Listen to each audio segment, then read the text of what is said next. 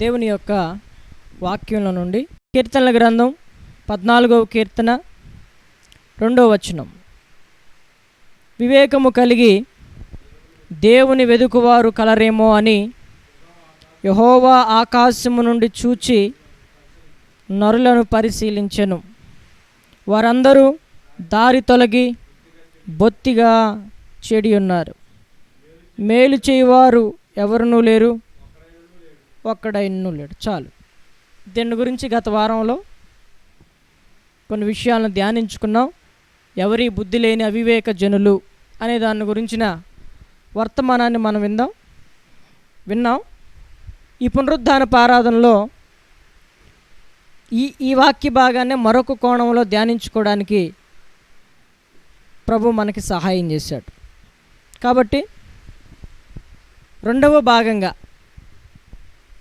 భాగంగా బుద్ధి లేని అవివేక జనుల గురించి చెప్పాము గత వారంలో. ఇప్పుడు వివేకులైన జనుల గురించి, వివేకము కలిగిన ప్రజల గురించి కొంత దేవుని వాక్యంలో మనం ధ్యానం చేద్దాం. దేవుడికి ఎవరు కావాలట? ఆయన్ని వెతికే వాళ్ళు కావాలి. దేవుణ్ణి వెతికే దాని గురించి కూడా గత వారాల్లో చెప్పాం. 2 భాగాలుగా చెప్పాం. దేవుణ్ణి ఎందుకు వెతకాలి, దేవుణ్ణి వెతికితే కలిగే ప్రయోజనాలు ఏంటి అని 2 భాగాలు చెప్పాం. అయితే దేవుణ్ణి వెతికేటప్పుడు ఏం కావాలి అని చెప్తుందంటే బైబిల్ గ్రంథం, వివేకము కావాలి. దేవుణ్ణి ఒక వ్యక్తి, దేవుడు లేనివాడిగా జీవిస్తున్న వ్యక్తి దేవుడు కావాలి, దేవుడు నిజమైన దేవుడు ఎవరు అని తెలుసుకోవాలి అని అన్వేషణ కలిగిన వ్యక్తికి ఏం కావాలి అని బైబిల్ చెప్తుందంటే వివేకము కావాలి. వివేకము లేనివాడు దేవునిని వెతకలేడు. దేవుణ్ణి వెతకటం అనే ప్రక్రియ దేవుణ్ణి తెలుసుకుంటుంటేనే సరిపోదు. మన జీవిత కాలం అంతా కూడా దేవునిని మనం వెతకాలి. యేసు ప్రభువుని సొంత రక్షకుడిగా అంగీకరించింది మొదలుకొని నువ్వు చనిపోయేంత వరకు తనను తాను నువ్వు ఎంతగా వివేకము కలిగి దేవుణ్ణి వెతుకుతావో అంతగా ఆయన నూతనంగా తనను తాను నీకు పరిచయం చేసుకుంటాడు. నూతనంగా తనను తాను నీకు ప్రత్యక్షపరుచుకుంటూ ఉంటాడు. కాబట్టి ఈయన దేవుణ్ణి వెతకటం అనే అంశం, దేవుణ్ణి వెతికే విషయంలో వివేకము కలిగి వెతకటం అనే అంశం, అది దేవుణ్ణి వెతికే ప్రారంభ దినాలకే పరిమితమైంది కాదు. ఇది రక్షింపబడిన వ్యక్తి వివేకం కలిగి వెతకాలి. రక్షింపబడిన వ్యక్తికి కూడా ఇంకా దేవుని గురించి తెలుసుకోవడానికి వెతకాలి. ఒక ప్రసంగం వింటేనే దేవుని గురించి అర్థమైద్దా? ఒక సంవత్సరం కాలం వింటే దేవుని గురించి మనకు అర్థమైద్దా? దేవుణ్ణి మనం అర్థం చేసుకోగలమా అంటే బైబిల్ గ్రంథం అంటుంది దానికి ఏం కావాలట? వివేకము కావాలి. దేవునికి స్తోత్రం. హల్లెలూయా, హల్లెలూయా. కాబట్టి దేవుని వాక్యంలో నుండి కొన్ని విషయాలను నేను మీకు జ్ఞాపకం చేయాలని ఆశపడతా ఉన్నాను. ఈ దేవుణ్ణి తెలుసుకునే విషయంలో అపోస్తలుడైన పౌలు ఈ విధంగా అంటున్నాడు. ఎఫెసీయులకు రాసిన పత్రిక 1వ అధ్యాయం 17 నుండి చదువుతాను, మీరు వినండి.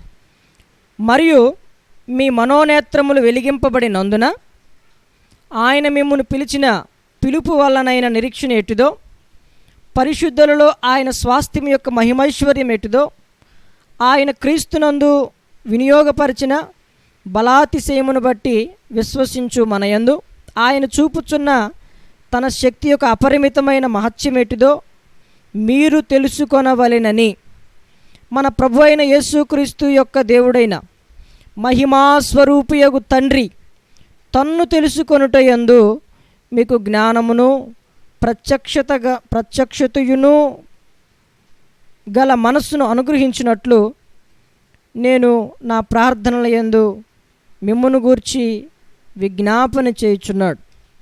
చదవబడిన లేఖన భాగాన్ని మనం గమనిస్తే ఎఫెసీల మధ్యలోనికి వెళ్ళినప్పుడు పౌలు యొక్క తాపత్రయాన్ని మనం చూస్తే గమనించగలిగితే, పౌలు యొక్క ప్రార్థనని మనం గమనించగలిగితే, పౌలు ఏమని ప్రార్థన చేస్తున్నాడో తెలుసా? యేసుక్రీస్తు మన ప్రభు అయిన యేసుక్రీస్తు యొక్క దేవుడైన మహిమా స్వరూపియగు తండ్రి తనను తెలుసుకొనుటే యందు మీకు జ్ఞానమును ప్రత్యక్షత కలిగిన మనస్సును అనుగ్రహించాలని ప్రార్థన చేస్తున్నాను అంటున్నాడు. దేవుణ్ణి తెలుసుకోవాలి అంటే ఆ వ్యక్తికి ఇంకా ఏముండాలయ్యా అంటే జ్ఞానము, ప్రత్యక్షత కలిగిన మనస్సు. ఎవరిస్తారు ఈ జ్ఞానం? ఎవరిస్తారు ఈ ప్రత్యక్షత కలిగిన మనస్సు? ఎవరికి కావాలి ఈ జ్ఞానం? ఎవరికి కావాలి ఈ ప్రత్యక్షత కలిగిన మనస్సు? అంటే దేవుడు ఎవరో తెలుసుకోవాలి, దేవుని గురించి నేను ఇంకా తెలుసుకోవాలి అన్న వ్యక్తికి ఈ జ్ఞానం అవసరం. కాబట్టి అపోస్తలుడైన పౌలు ఎఫెసీల మధ్యలోకి వెళ్ళినప్పుడు వాళ్ళు దేవుణ్ణి ఎరిగిన వాళ్ళే, ఇంకా దేవుని గురించి మరింతగా వాళ్ళు ఎరగాలని చెప్పేసి వారి కొరకు ప్రార్థన చేస్తున్నాడు. అట్టి ఇంకా దేవుణ్ణి తెలుసుకునే విషయంలో అట్టి ప్రత్యక్షత కలిగిన మనసు దేవుడు మీకు అనుగ్రహించాలని నేను మీ కొరకు ఏం చేస్తున్నాను? విజ్ఞాపన చేస్తున్నాను. ఈరోజు దైవజనుల ప్రార్థనలు మనం చూసుకుంటే దేని కొరకు ప్రార్థనలు చేస్తారు? గత దినాల్లో కూడా అపోస్తుడైన పౌలు చేసిన ప్రార్థనని ఒక విషయాన్ని ఒక ప్రసంగంగా మనం చెప్పాం. గత దినాల్లో అపోస్తుడైన పౌలు దేని కొరకు ప్రార్థన చేస్తున్నాడు? విశ్వాసుల కొరకు. అంటే అయ్యా మాకు ఇల్లు లేవు, అయ్యా మాకు ఉద్యోగాలు లేవు, అయ్యా మాకు పిల్లలు లేరు, అలా ఇలాంటి పరిస్థితులు, సమస్యలు ఎఫెసీల మధ్యలో ఉన్నాయి. ఎన్నో శరీర సంబంధమైన పరిస్థితులు ఉన్నాయి, ఆర్థిక పరిస్థితులు ఉన్నాయి. కానీ ఆత్మ సంబంధమైన అవసరతలను గుర్తెరిగిన దేవుడు తన సేవకుని ద్వారా ఎఫెసీలతో మాట్లాడాడు ఆ రోజున. ఈరోజు మనతో మాట్లాడుతున్నాడు. ఏం కావాలి ఈరోజు విశ్వాసికి? ఏం కావాలి ఈరోజు అవిశ్వాసికి? అంటే జ్ఞానము కలిగిన మనస్సు, దేవుణ్ణి తెలుసుకునే విషయంలో. దేవునికి స్తోత్రం, హల్లెలూయా. ప్రత్యక్షత కలిగిన మనస్సు కావాలి, వివేకం కావాలి. వివేకము లేకుండా ఒక వ్యక్తి దేవుణ్ణి వెతికి సంపాదించుకోవడం అనేది చాలా కష్టం. అందుకనే కీర్తనల గ్రంథంలో భక్తుడైన దావీదు ఇక్కడ ఈ విధంగా అంటున్నాడు, వివేకము కలిగి దేవుణ్ణి వెదకవారు కలరేమో అని ఆకాశమునందుండి నరులను చూస్తే అందరూ తొలగిపోయి ఉన్నారంటే దేవుణ్ణి చాలామంది వెతుకుతున్నారు, కానీ ఈ రోజున వివేకము కలిగి వెతికే వాళ్ళు లేరు. దేవుణ్ణి వెతుకుతున్నారు చాలామంది, నా దేవుణ్ణి చాలామంది కనుగొంటున్నారు, కానీ ప్రత్యక్షత కలిగిన మనస్సుతో వెతకట్లేదు, జ్ఞానము కలిగి దేవుణ్ణి వెతకట్లేదు, వివేకము కలిగి దేవుణ్ణి వెతకట్లేదు. అలాంటి వారు దేవునికి ఈ తరంలో కావాలి. దేవునికి స్తోత్రం, హల్లెలూయా, హల్లెలూయా. కాబట్టి దేవునికి వివేకము కలిగి వెతికే వాళ్ళు కావాలి, వివేకము కలిగి వెతికే వాళ్ళు కావాలి. దేవుని యొక్క వాక్యంలో మీకు ఇంకా బాగా అర్థం కావడానికి మరొక విషయాన్ని నేను మీకు జ్ఞాపకం చేయాలని ఆశపడుతున్నాను. యోహాను రాసిన మొదటి పత్రిక 5వ అధ్యాయము 19వ వచనాన్ని మనం ఒకసారి చదువుకుందాం. మనము సత్యవంతుడైన వానిని ఎరుగవలెనని దేవుని కుమారుడు వచ్చి మనకు వివేకం అనుగ్రహించి ఉన్నాడని ఎరుగుదుము. మరొకసారి చదువుకుందాం. మనము సత్యవంతుడైన వానిని ఎరుగవలెనని. దేవుడు ఒక్కడే అని బైబిల్ చెప్తా ఉంది. దేవునికి నరులకును మధ్యవర్తి ఒక్కడే అని బైబిల్ చెప్తా ఉంది. దెయ్యాలు కూడా నమ్ముతున్నాయి దేవుడు ఒక్కడే అని. ఎవరు ఆ సత్యవంతుడైన దేవుడు తెలుసుకోవాలి అన్న అన్వేషణలో, ఇంకా తెలుసుకోవాలి అన్న అన్వేషణలో వివేకము కావాలి ఆయన ప్రజలకని చెప్పేసి 2000 సంవత్సరాల క్రితం యేసుక్రీస్తు ప్రభు ఈ లోకానికి వచ్చి దేవుణ్ణి ఎలా అన్వేషించాలి, దేవుణ్ణి ఎలా తెలుసుకోవాలి అని మనకు మాదిరి చూపించి వెళ్ళాడు. దేవునికి మహిమ కలుగును గాక, హల్లెలూయా. అందుకనే యోహాను రాసిన మొదటి పత్రికలో 5వ అధ్యాయం 19వ వచనంలో ఈ మాటను మనం చదివితే మనకు అర్థమవుతుంది. మనము సత్యవంతుడైన వానిని ఎరగాలి. ఆయన ఒక్కడే, ఆయన ఎవరో ఎరగాలి. ఆయన సత్యవంతుడైన వాణ్ణి మనకి చక్కగా అర్థమయ్యేటట్లుగా పరిచయం చేశాడు. ఆ సత్యవంతుడైన వారు ఎవరో ఎరగాలని చెప్పి యేసుక్రీస్తు ప్రభువారి లోకానికి వచ్చి మనకి ఎందుకు వచ్చాడయ్యా ఈ లోకానికంటే మనకు వివేకం అనుగ్రహించటానికి వచ్చాడు. దేవునికి స్తోత్రం, హల్లెలూయా. ప్రజలకి ఆకాశమునందు నరులను చూచినప్పుడు వివేకము కలిగి దేవుణ్ణి వెతికేవారు లేరు. కాబట్టి తన ప్రియకుమారుడైన యేసుక్రీస్తు ప్రభువారిని ఈ లోకానికి పంపి ఈ తరతరాల్లో రాబోతున్న ప్రజలకి, ఆ తరములో ఉన్న ప్రజలకి అర్థమయ్యేటట్లుగా ఆయన ఏమనుగ్రహించి వెళ్ళాడంట? వివేకము. ఆయన మాటల్లో వివేకం, ఆయన కార్యాల్లో, ఆయన అడుగుజాడల్లో, ప్రతి దానిలో మనకి వివేకం కనబడుతుంది. కాబట్టి విశ్వాసి జీవితంలోనైనా అవిశ్వాసి జీవితంలోనైనా దేవుణ్ణి తెలుసుకోవాలి. సత్యవంతుడైన దేవుణ్ణి తెలుసుకున్నావు, అంతటితో ఆగలేదు. నువ్వు బ్రతుకు దినములన్నిటా కూడా ఆయన గురించి నువ్వు తెలుసుకోవాలి. నువ్వు బ్రతుకు దినములన్నిటా తెలుసుకోవాలి అంటే నీ బ్రతుకు దినములన్నిటా జ్ఞానము కలిగిన మనస్సు, ప్రత్యక్షత కలిగిన మనస్సు, వివేకము కలిగిన మనస్సు అది దేవుని దగ్గర దొరుకుతుంది. ఆ దేవుని దగ్గర మనం సంపాదించుకోవాలి. అట్టి వివేకము కలిగి దేవుణ్ణి మన జీవితంలో ఎప్పుడైతే వెతుకుతూ ఉంటామో తనను తాను ఆయన నూతనంగా మన మధ్యలో ప్రత్యక్షపరుచుకుంటూ ఉంటాడు. దేవునికి మహిమ కలుగునుగాక. హల్లెలూయా, హల్లెలూయా. కాబట్టి అలాంటి వివేకవంతులం కావాలని, అలాంటి జ్ఞానవంతులమై దేవుణ్ణి వెతికేవారిగా ఉండాలని దేవుని యొక్క వాక్యం మనకి ఈ విధంగా సెలవిస్తూ ఉంది. మరొక విషయం, రాజుల మొదటి గ్రంథము 3వ అధ్యాయము 9వ వచనం నుండి చదువుకుందాం. ఇంత గొప్పదైన ఈ జనమునకు న్యాయము తీర్చగలవాడు ఎవడు?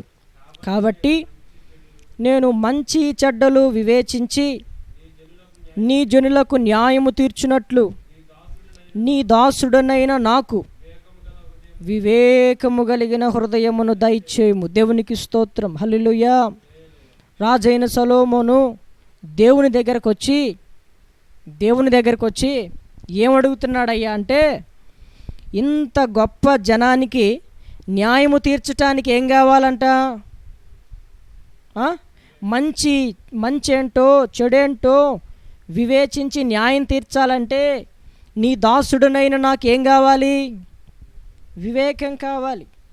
ఒక దేవుణ్ణి తెలుసుకోవడానికే కాదు, దేవుణ్ణి ఇంకా మరింత లోతుగా తెలుసుకోవడానికే కాదు, మంచి చెడల్ని వివేచించటానికి, ఏది సత్యమో ఏది అసత్యమో, ఏది నిజమో ఏది అబద్ధమో తెలుసుకోవడానికి సొలొమోను ప్రార్థన చేస్తున్నాడు దేవునికి, నాకు వివేకము కావాలి.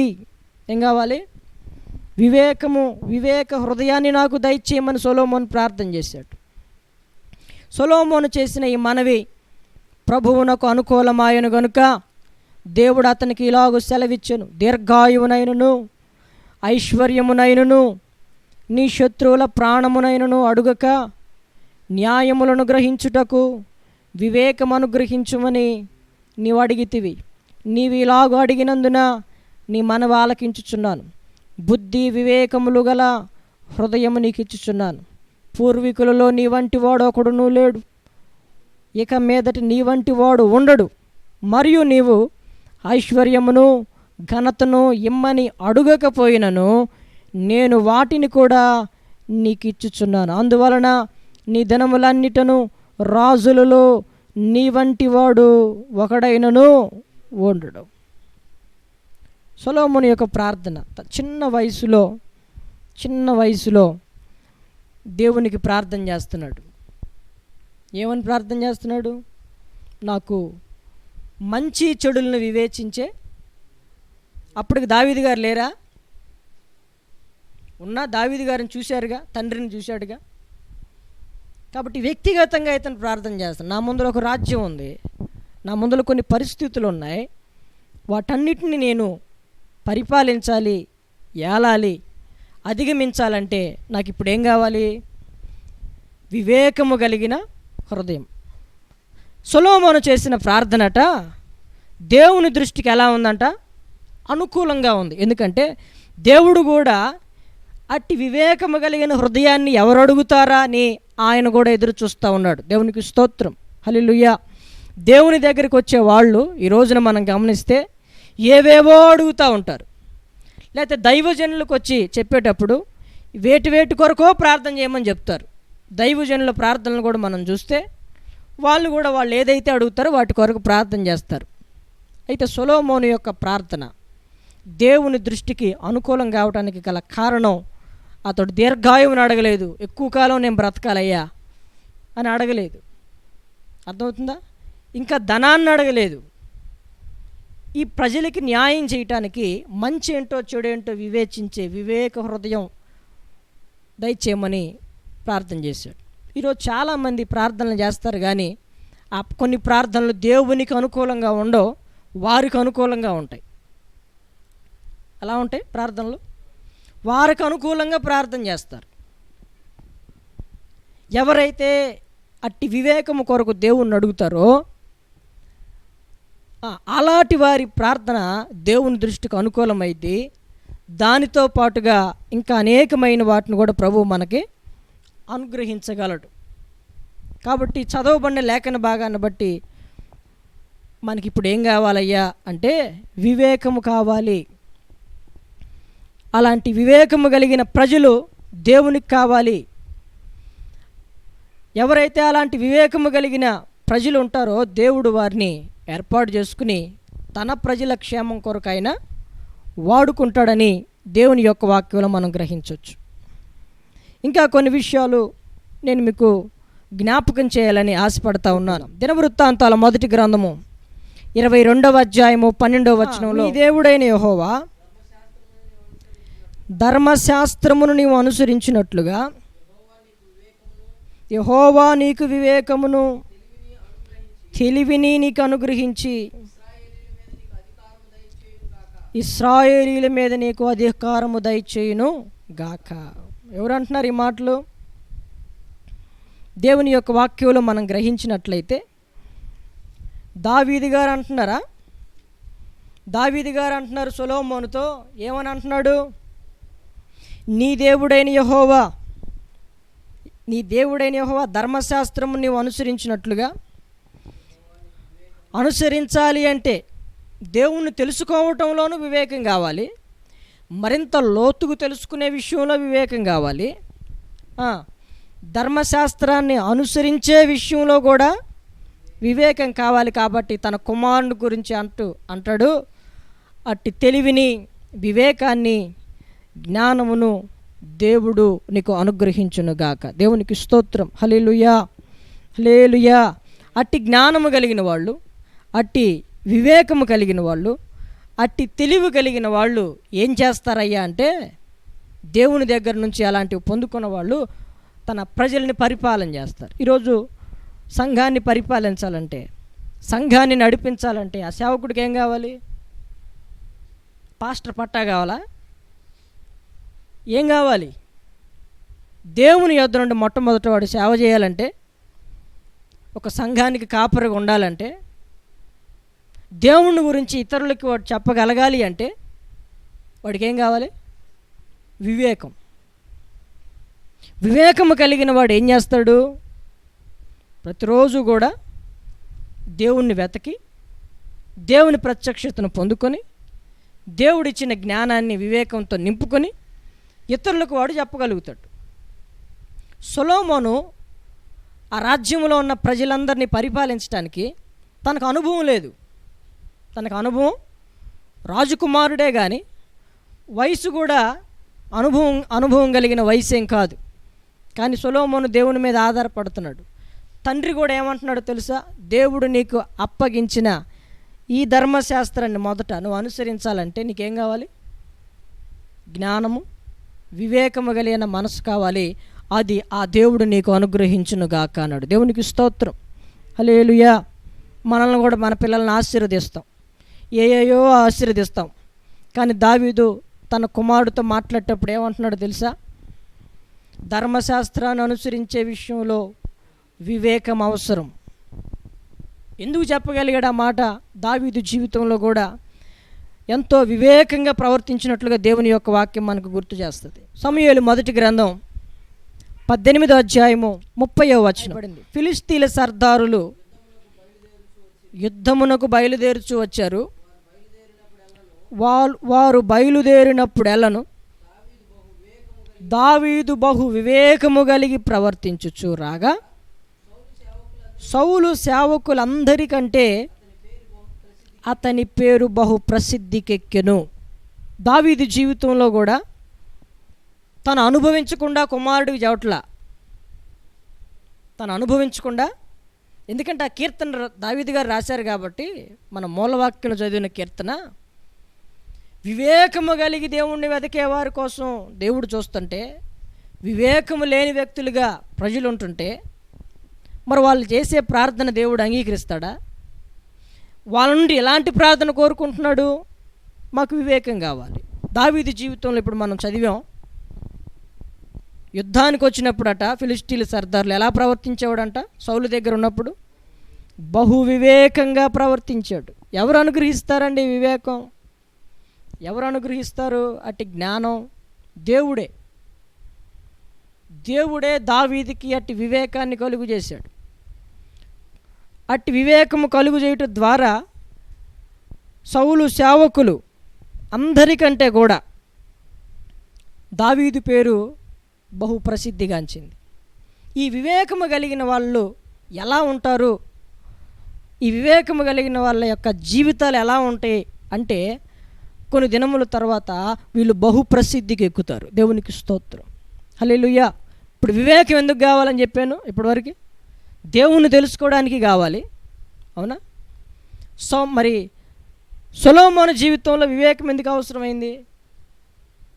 దేవుని వాక్యానుసారంగా ప్రవర్తించడానికి, దేవుని వాక్యాన్ని నేర్చుకుని దేవుని బిడ్డలని పరిపాలించడానికి ఏమవసరమైంది ఆయనకి? అలాంటి వివేకం ఎప్పుడైతే సొలొమోను పొందుకున్నాడో ప్రసిద్ధికి ఎక్కినట్లుగా దేవుని వాక్యంలో రాయబడింది. అట్టి వివేకాన్ని అడిగిన తర్వాత, దేవుడు అనుగ్రహించిన తర్వాత దేవుడు ఏమంటున్నాడు? ఇతని వంటి వాడు మరొకడు ఇప్పుడు ఉండడు, రాబో దినాల్లోనూ ఉండడు. దేవునికి స్తోత్రం, హల్లెలూయా, హల్లెలూయా. వివేకము కలిగిన వాళ్ళు అరుదుగా ఉంటారు. వివేకము కలిగిన వాళ్ళ జీవితాలు, వివేకము కలిగి దేవుణ్ణి వెతికే వాళ్ళ జీవితాలు ఎలా ఉంటాయ్యా అంటే ప్రసిద్ధికి ఎక్కుతాయి. ఎలా ఉంటాయి? ప్రసిద్ధికి. దావీదు జీవితంలో అంతగా తాను ప్రసిద్ధిలోనికి రావటానికి గల కారణం దావీదు బహు వివేకముగా ప్రవర్తించినట్లుగా దేవుని యొక్క వాక్యంలో మనం చూస్తాం. దేవునికి స్తోత్రం, హల్లెలూయా. మరికొంతమందిని దేవుని యొక్క వాక్యంలో నేను మీకు చూపించాలని ఆశపడతా ఉన్నాను. దానియేలు గ్రంథం 2వ అధ్యాయం 21వ వచనం. ఆయన అంటే దేవుడు కాలములను సమయములను మార్చువాడునై ఉండి రాజులను త్రోసివేయుచు నియమించుచు ఉన్నవాడును, వివేకులకు వివేకమును జ్ఞానులకు జ్ఞానమును అనుగ్రహించువాడై ఉన్నాడు. ఎవరయ్యా మన దేవుడు? కాలాలని సమయాల్ని మార్చగలిగిన వాడు, రాజులను ఒక రాజును తోసేసి మరొక రాజుకి అధికారాన్ని నియమించేవాడు. ఇంకా ఎవరయ్యా ఈయన అని దేవుని వాక్యం చెప్తుందంటే వివేకులకు ఇంకా వివేకాన్ని కలుగు చేస్తాడంట. దేవునికి స్తోత్రం, హల్లెలూయా. దేవుని తెలుసుకున్నాడు, దేవుడు ఎవరో తెలుసుకున్నాడు, యేసు ప్రభువు అని తెలుసుకోగలిగాడు. వాడు వివేకి. ఆ వివేకికి ఇంకా ఏం కావాలి అని చెప్పాను? ఇంకా వివేకం కావాలి. వివేకులకు వివేకమును జ్ఞానులకు జ్ఞానమును అనుగ్రహించే దేవుడు. అయితే దేవుని యొద్దకు వచ్చిన వాడు ఏం అడగాలి? ఇప్పుడు దేవుని యొద్దకు వచ్చి సొలొమోను ఏమడిగాడంటే, నాకు వివేక హృదయం దయచేయమని అడిగాడు. ఎట్లాంటి అడుగుతాం మనం? అసలు ఎక్కువ మన పాపాలు ఒప్పుకోవటమో లేకపోతే మన అవసరతలన్నీ ముందలు పెట్టి అడగటమో జరిగిద్ది. అసలు ప్రాముఖ్యం ఇంకా దేవుణ్ణి తెలుసుకున్నాం, ఇంకా తెలుసుకోవాలి, లోతుగా తెలుసుకోవాలి, ఇంకా ఎవరికైనా చెప్పగలగాలి, ఇంకా ఉన్నతమైన స్థానంలో మేము ఉండగలగాలి అంటే దానికి మూలం ఆ వ్యక్తి వివేకి అయి ఉండాలి. వాళ్ళ లక్షణాలు ఎలా ఉంటాయి కూడా చెప్తాను. మరికొన్ని విషయాలు చెప్పిన తర్వాత వాళ్ళ లక్షణాలలోకి మనం దేవుని యొక్క వాక్యంలో చూద్దాం. అదే దానియేలు గ్రంథంలో 2వ అధ్యాయం 23వ వచనంలో, మా పితరుల దేవా నీవు వివేకమును బలమును నాకు అనుగ్రహించి ఉన్నావు. ఎవరు అనుగ్రహిస్తారంటే వివేకాన్ని? దానియేలు అంటున్నాడు, మా పితరుల దేవా, నీవు వివేకమును బలమును నాకు అనుగ్రహించి ఉన్నావు. మేము అడిగిన ఈ సంగతి ఇప్పుడు నాకు తెలియచేసి ఉన్నావు గనుక నేను నిన్ను స్తుతించుచు గనపరచుచున్నాను. ఎలయనగా రాజు యొక్క సంగతి నీవే మాకు తెలియజేసితివని దానియేలు మరలా చెప్పాను. రాజుగారికి ఒక కళ వచ్చింది. ఆ రోజుల్లో వచ్చిన కళ మర్చిపోయాడు. మర్చిపోయిన దాన్ని ఎవడన్నా చెప్పండి అన్నాడు. తన రాజ్యంలో ఉన్నవారు ఎవరు కూడా చెప్పలేకపోతున్నారు. మంత్రాలు చేసేవాళ్ళు, తంత్రాలు చేసేవాళ్ళు, రకరకాలు సోది చెప్పేవాళ్ళు ఉన్నారు, చాలామంది ఉన్నారు. ఎవడికి వల్ల కావట్లేదు. అయితే మరుగైన వాటిని బయలుపరచగలిగిన దేవుడు ఎవరైనా, మరుగైన వాటిని బయలుపరచగలిగిన దేవుడు, రహస్యములను బయటికి తీసుకుని తేగలిగిన దేవుడు కాబట్టి దానియేలు ఏం చేశాడు? అయ్యా, ఆ రాజు దగ్గర మేము ఉంటున్నాం, ఆ రాజు దగ్గర పనిచేస్తున్న అన్యులు ఎవరు చెప్పలేకపోయారు. అయితే దానియేలుకు తెలుసు ఆయన మహావివేకి అన్న సంగతి. దేవునికి స్తోత్రం, హల్లెలూయా. ప్రతి ఒక్కటి కూడా దేవునికి తెలుసు అనే సంగతి. కాబట్టి నాకు తెలియదు కానీ నేను ఆరాధించే దేవుడికి సమస్తం తెలుసు. కొంతమంది అనుకుంటారు పిచ్చోళ్ళు, దేవునికి అన్నీ ఏడ తెలుసండి అనుకుంటారు. అని పిచ్చోడు అనాలా, ఎర్రోడు అనాలా? దేవుడికి తెలియపోతుంది, నీకు తెలుస్తాయా అన్నీ? కొన్నిసార్లు అనుకుంటారు దేవుడికి ఏం తెలుసండి, కొన్ని తెలుస్తాయి కొన్ని తెలియవు అనుకుంటారు. దానియేలు దేవుని సన్నిధిలోకి వెళ్ళి ఇది దేవునికి ఒక్కడికి మాత్రమే చెప్పగలడు. ఎందుకంటే అట్టి స్వప్నాలను ఆయనే కదా పుట్టించింది, ఆయనే కదా చూపించింది, ఆయనే దాన్ని మరలా బయలుపరచగలిగిన వాడని దేవుని సన్నిధిలోకి వెళ్ళి ఏం చేశాడు? ప్రార్థన చేస్తే దేవుడు ఆ కళను మరలా దానియేలుకు బయలుపరిచాడు. దేవునికి స్తోత్రం, హల్లెలూయా. నన్ను అడుగుము, గ్రహింపలేని గొప్ప సంగతులను నేను చెప్తానన్నాడు ఇర్మియాతో. గ్రహింపలేని గొప్ప సంగతులు దేవుడు మాత్రమే చెప్పగలడు. అయితే మనం దేవుని దగ్గరికి వెళ్ళాలి. మనం ఏమేమో అడుగుతాం. అయితే దానియేలు ఏం అడిగాడు? కళను గురించి అడిగాడు. దాని గురించిన కలవరాన్ని తొలగించమని అడగల, దాని గురించిన ఇబ్బంది తొలగించమని అడగల. కళ భావాన్ని అడిగితే దేవుడు బయలుపరిస్తే ఆ సందర్భంలో అన్నాడు దానియేలు ఈ మాటను. మనం చదివాం అదే మాట, మా పితరుల దేవా, నీవు వివేకమును బలమును మాకు అనుగ్రహించబట్టి మేము ఆ విషయాన్ని చెప్పగలిగాం. అందును బట్టి మేము మీరు మాకు ఇచ్చిన వివేకాన్ని బట్టి, జ్ఞానాన్ని బట్టి ఇప్పుడు మిమ్మల్ని స్తుతిస్తున్నాం, ఘనపరుస్తున్నాం. నీవే మాకు ఈ సంగతిని బయలుపరిచావు, తెలియపరిచావు. అర్థమవుతుందా? కొన్నిటిని అడుగుతాం తెలియపరచాలని, అన్నిటినీ తెలియపరచడు ఆయన. ఏది అవసరమో దాన్ని తెలియపరుస్తాడు, ఏది అనవసరమో దాన్ని మరుగు చేసేస్తాడు. అర్థమవుతుందండి? దానియేలు చేసిన ప్రార్థన మహోన్నతుడైన దేవుని దృష్టికి అనుకూలం అనిపించింది కాబట్టి ఆ సమయానికి ఆ యొక్క కళ యొక్క భావాన్ని, కళని సంపూర్తిగా దానియేలుకు బయలుపరిచాడు. నువ్వు చేస్తావు ప్రార్థన, నేను చేస్తాం, దేవుణ్ణి విసిగిస్తాం, దేవుణ్ణి బాధిస్తాం. కొన్ని ప్రార్థనలు అంటే ఆయన చెవులు కూడా మూసుకుంటాడు, మేఘాలను కప్పేసుకుంటాడని దేవుని వాక్యం చెప్తుంది. మనం చేసిన ప్రార్థన ఆయన దృష్టికి అనుకూలమైనప్పుడు అది మరుగైనదైనా సరే ఆయన మన ముందులకి బయలుపరిచి తీసుకుని రాగలడు. దేవునికి స్తోత్రం, హల్లెలూయా. నువ్వు చేసే ప్రార్థనలో దేవునికి అది అనుకూలం కాకపోతే అది నీకు బయలుపరచడం. చాలామంది బయలుపరచండి అడుగుతారు, కానీ నీ ప్రార్థనలో దేవునికి అనుకూలము కానీ ప్రార్థన అయినట్లయితే నీ ప్రార్థన ఎప్పుడు కూడా జవాబు లేని ప్రార్థనగా ఉంటుంది. అందుకని దానియేలు అంటాడు, అట్టి వివేకాన్ని మాకు అనుగ్రహించావు కాబట్టి మేము చెప్పగలిగాం. ఇది మా శక్తి కాదు, మా జ్ఞానం కాదు. ఈరోజు మనకు ఏదైనా బయలుపరిచాడు అనుకోండి, మనం ఎన్ని డబ్బాలు కొట్టుకుంటాము, అవునా? ఏదైనా తెలియపరిస్తే చాలు ఓ దర్శనం, ఒక స్వప్నం, ఏదో పొరపాటున జరిగిందనుకో, చూసావా నేను చెప్పినట్టు జరిగింది చూసావా అంటారు. అర్థమవుతుందా? దానియేలు అంటాడు, మాకు వివేకాన్ని అనుగ్రహించబట్టి ఈ విషయం తెలియపరచబడింది, అది నీవే మాకు తెలియపరిచావు కాబట్టి.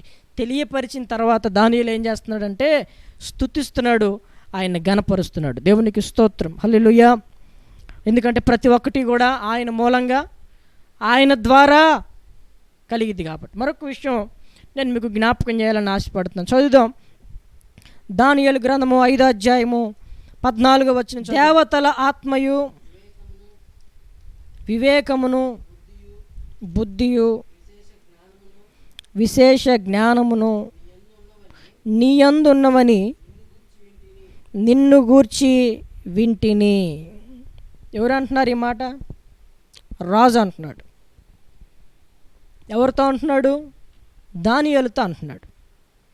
ఎవరిని గురించి అంటున్నాడు? దానియేలుని గురించే అంటున్నాడు.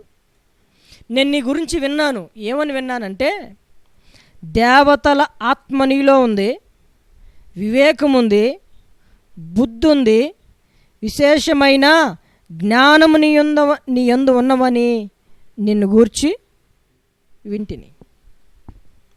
కాబట్టి నువ్వైతేనే చెప్పగలవు. అట్టి జ్ఞానము వివేకము కలిగిన వాళ్ళు ఎవ్వరూ చెప్పలేకపోయినా ఆ ప్రశ్నకు వాళ్ళు సమాధానం చెప్పగలరు. కొంతమంది ప్రశ్నలు వేశారనుకోండి, సమాధానాలు అందరు చెప్పలేరు. అర్థమవుతుందా? యేసు ప్రభు దేవుడు గాడు అని అన్నాడు అనుకోండి, ఎవరన్నా వచ్చి, ఆడికి వివేకం లేకపోతే ఏం చెబుతాడు? ఆడి మాటకి ఏకీభవిస్తాడు. అర్థమవుతుందా? క్రీస్తు సిలువ వేయబడలేదని ఇంకొకడు అంటాడు. నీకు వివేకము, జ్ఞానము, ప్రత్యక్షత కలిగిన మనసు నీలో లేదు కాబట్టి నీకు ఎంత వివేకం ఉందంటే యేసు ప్రభుని తెలుసుకున్నావు అంతే. వారం వారం చర్చికి వెళ్తున్నావు, ఆడన్న మీటింగులు ఉంటే వెళ్తావు అంతే. దేవుని వాక్యాన్ని వినుట ద్వారా కూడా మనకు వివేకం వృద్ధి అవుతుంది. అది ముందు భాగాల్లో నేను మీకు చెప్తాను. ఒక అన్యుడైన రాజు అంటున్నాడు దానియేలును గురించి విని, నీవు దేవతల ఆత్మ కలిగిన వాడివి, వివేకము కలిగిన వాడివి, నీవైతేనే ఇది చెప్పగలవు. కాబట్టి అలాంటి వివేకము, జ్ఞానము కలిగిన వ్యక్తిని రాజు తీసుకొచ్చి ఎక్కడ పెట్టాడు? ఉన్నతమైన స్థితిలో పెట్టాడు. దేవునికి స్తోత్రం, హల్లెలూయా. వాళ్ళకి చదువులు లేవు, క్వాలిఫికేషన్ లేదు, ముందు వెనక ఏమీ లేదు, బానిసలుగా కొనుక్కోబడిన వచ్చిన బిడ్డలు. వాళ్ళు దేవుని మీద ఆధారపడి దేవునికి ప్రార్థన చేసేవాళ్ళు. వాళ్ళకి ఆస్తులు లేవు, అంతస్తులు లేవు, ఫ్యామిలీ బ్యాక్గ్రౌండ్లు ఏమి లేవు, వాళ్ళ ఆధారం అంతా దేవుడే. కాబట్టి వాళ్ళ జీవితాలు ఎలా ఆశీర్వదింపబడ్డాయి? ఈరోజు ఆశీర్వాదం కావాలి అందరికీ.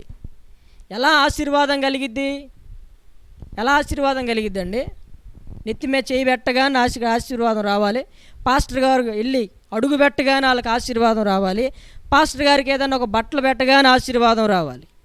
వీళ్ళకి ముందు లేదు, వెనక లేదు, ఏమీ లేదు, సరైన బ్యాక్గ్రౌండు లేదు, విశ్వాసుల ఫ్యామిలీ కూడా కాదు, బానిసలుగా కొనిపోబడిన బిడ్డలు వీళ్ళు. అయితే దేవుడు వారికి ఇచ్చిన వివేకమును బట్టి ఇలాంటి వివేకము కలిగిన వాళ్ళు బానిసలుగా ఉండకూడదు, ఇలాంటి వివేకము కలిగిన వాళ్ళు బాధ్యత కలిగిన సింహాసనాల్లో ఉండాలి. దేవునికి స్తోత్రం, హల్లెలూయా. ఇలాంటి వాళ్ళు రాజులకి అవసరం, ఇలాంటి వాళ్ళు దేవునికి కూడా అవసరం. అలాంటి వాళ్ళని ఎక్కడ పడితే అక్కడ ఉంచడు, ప్రసిద్ధికి ఎక్కే స్థితిలో పెడతాడు. వాళ్ళు ఎక్కడైనా ఉండని, నువ్వు ఏ స్థితిలోనైనా ఉండని, నీకు సరైన బ్యాక్గ్రౌండ్ లేకపోవచ్చు, ఏం పర్లేదు. నువ్వు అడగాల్సింది ఈ రోజు నుంచి, నాకు వివేకమును దయచేయి ప్రభువా, నాకు వివేకమును దయచేయి. దేవునికి స్తోత్రం, హల్లెలూయా. ఇది పాస్టర్ల దగ్గర దొరికేది కాదు, సంవత్సరాల తరబడి పరిచారం చేస్తే వచ్చేది కాదు. ప్రతి వ్యక్తి కూడా తన అనుదిన జీవితంలో దేవుని యొక్క సహవాసంలో సంపాదించుకోగలిగేది దేవుని యొక్క వాక్య పఠనం ద్వారా, వాక్యం వినటం ద్వారా నేర్చుకోగలిగేది. అది ఎవరికి ఇస్తాడు? ప్రభువుని అడగాలి. అడుగుడి మీకు ఇవన్నీ. ఏం అడుగుతున్నావు దేవుణ్ణి? ఏమడుగుతున్నామండి మనం దేవుణ్ణి? అందుకనే మన జీవితాలు ప్రసిద్ధికి ఎక్కవు. సరే అయిపోయింది, అది అయిపోయింది, ఎన్ని సంవత్సరాలు అయిపోయింది అనుకోండి. ఇప్పటి నుంచైనా ప్రభువును మనం, నాకు వివేకము కావాలి ప్రభువా అని, నీకు చదువు లేకపోయినా పర్లేదు, నీకు బ్యాక్గ్రౌండ్ లేకపోయినా పర్లేదు, నీకు దేవుని వెతకగలిగే విషయంలో, దేవుని యొక్క వాక్యాన్ని అనుసరించగలిగే విషయంలో, అన్ని విషయాల్లో నువ్వు వివేకము దేవుని యొద్ద నుండి సంపాదించుకుంటే ఒక రోజున ఖచ్చితంగా దేవుడు నిన్ను ఉన్నతమైన స్థితిలో కూర్చోబెడతాడు. ఒక రోజున ఖచ్చితంగా ఎవరో ఒకరు నీలో ఉన్న టాలెంట్ని, ఆ వివేకాన్ని, జ్ఞానాన్ని, ప్రత్యక్షత కలిగిన మనస్సుని గ్రహించి నిన్ను ఉన్నతమైన స్థితిలో కూర్చుంటబెడతారు. అట్టి వివేకాన్ని దేవుడు మనకి అనుగ్రహించి మనల్ని ఉన్నతమైన స్థితిలో పెట్టాలనుకుంటే, మనమేమో ఎక్కడ ఉండాల్సిన గొంగలు అక్కడే అన్నట్లుగా ఈ ప్రత్యక్షత, ఈ జ్ఞానం, ఈ వివేకం మాకు అనవసరం అనుకున్న వాళ్ళ జీవితాలు అలాగే ఉంటాయి. కానీ బానిసలమైన వాళ్ళ జీవితాలను మనం చూస్తే, అన్యులు చెప్తున్నారు వాళ్ళ గురించి సాక్ష్యం. మేమెవరో తెలుసా, అటు కళ్ళు మూసుకుంటే చాలు చరిత్రలు చెప్పేసేవాళ్ళు అని చెప్పుకునేవాళ్ళు కాదు. వాళ్ళు నాకు అన్నీ తెలుసు, కళ్ళు మూసుకుంటే నేను మొత్తం చెప్పేస్తాను అని డబ్బా కొట్టుకునేవాళ్ళు కాదు. సందర్భం వచ్చింది, అట్లా కళ్ళు మూసినట్టు చెప్పాల, దేవుని సన్నిధిలోకి వెళ్ళి గంటల తరబడి ప్రార్థన చేసి దేవుడు ప్రత్యక్షత ఇచ్చేంత వరకు దాని కొరకు కనిపెట్టి ఆ విషయాన్ని రాజుకు చెప్పారు. ఆ భావాన్ని రాజుకు చెప్తే, ఇది మామూలు వాళ్ళకి సాధ్యమయ్యేది కాదు, వివేకము కలిగిన వాళ్ళకి సాధ్యం. ఎవరు అనుగ్రహించారయ్యా ఆ వివేకం అంటే, మా దేవుడు మాకు వివేకాన్ని అనుగ్రహించాడు. దేవునికి స్తోత్రం, హల్లెలూయా. దీన్ని అడిగేవాడు ఎవడన్నా ఉన్నాడా? మాకు వివేకం అయ్యా అని అడిగేవాడు ఎవడున్నాడు? అందుకే యాకోబు పత్రికలో అంటాడు, మీలో ఎవనికైనా జ్ఞానము కొదువుగా ఉన్న ఎడలవాడు దేవుని అడగాలి, సందేహించకుండా అడగాలి, అప్పుడు ధారాళంగా దేవుడు వానికి జ్ఞానాన్ని, వివేకాన్ని అనుగ్రహిస్తాడు. ఇక్కడ మనం చదివితే 5వ అధ్యాయము 14, దేవతల ఆత్మయు వివేకమును బుద్ధియు విశేష జ్ఞానము నీయందు ఉన్నవని నిన్ను గూర్చి మేము విన్నాం. కాబట్టి నీలాంటి వాళ్ళని మేము ఎట్లా విడిచిపెడతాం? దేవతల ఆత్మ కలిగిన వాడిని మేము ఎలా విడిచిపెడతాం? మరొక విషయాన్ని నేను మీకు అర్థం కావడానికి జ్ఞాపకం చేస్తాను. ఇప్పటివరకు దావీదు ఎంత వివేకం కలిగి ఉన్నాడో కొంత నేర్చుకున్నాం. సొలొమోను వివేకము కలిగి నడుచుకున్నట్లుగా మనం చూసాం. దానియేలు కూడా వివేకము కలిగి నడుచుకున్నట ద్వారా ఎలా ప్రసిద్ధిలోకి వచ్చాడో మనం చూసుకున్నాం. అర్థమవుతుందండి? మరొక ఆయన కూడా నేను మీకు బైబిల్ గ్రంథంలో జ్ఞాపకం చేస్తాను. ఆదికాండం 41వ అధ్యాయము 33వ వచనం. కాబట్టి ఫరో వివేక జ్ఞానములు గల ఒక మనుష్యుని చూచుకొని ఐగుప్తు దేశము మీద అతన్ని నియమింపవలెను. ఏమంటున్నాడు రాజు? ఇతను అన్యుడు. తన రాజ్యం మీద ఎలాంటి వాడిని నియమించాలనుకుంటున్నాడు?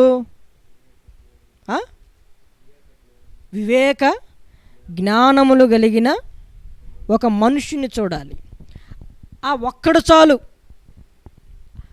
ఒక్కడు జ్ఞాన వివేకము కలిగిన వాడు ఒక్కడుంటే వాడు ఆ దేశమంతటిని కూడా ఏం చేయగలుగుతాడు? పరిపాలించగలుగుతాడు. ఈరోజు సేవ చేసే దైవజనుడికి ఏం కావాలి? జ్ఞాన వివేకములతో దేవుని యొక్క వాక్యాన్ని విభజించి చెప్పగలగాలి. అర్థమైపోద్ది. వాక్యం విన్న తర్వాత వివేకము కలిగి, జ్ఞానం కలిగి చెప్పాడా, లేకపోతే సొంత మాటలు చెప్పాడా అనేది మనకు అర్థమైపోద్ది. అంటే ఒక సేవని కొనసాగించాలి అంటే అతనికి జ్ఞాన వివేకాలు కావాలి. ఇక ఇంటి యజమాని కుటుంబాన్ని సక్రమంగా నిర్వహించాలి అంటే అతనికి కూడా జ్ఞాన వివేకాలు కావాలి.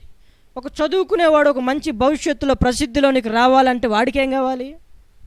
జ్ఞాన వివేకాలు కావాలి. ఇవన్నీ కావాలి అంటే నువ్వు ఎవరి దగ్గరికి రావాలి? యేసు దగ్గరికి రావాలి. ఎప్పటి వరకు జ్ఞాన వివేకాలు అవసరం? ఆ జ్ఞానం నీతో ఉన్నంత వరకు నిన్ను అనేకులు ఇష్టపడతారు. ఆ జ్ఞానం నిన్ను విడిచిపెట్టింది అనుకోండి, అనేకులు నిన్ను అసహించుకుంటారు. కాబట్టి ఈ జ్ఞాన వివేకాలు అనేవి మన బ్రతుకు దినములన్నిట మనకు అవసరం. దేవునికి స్తోత్రం, హల్లెలూయా.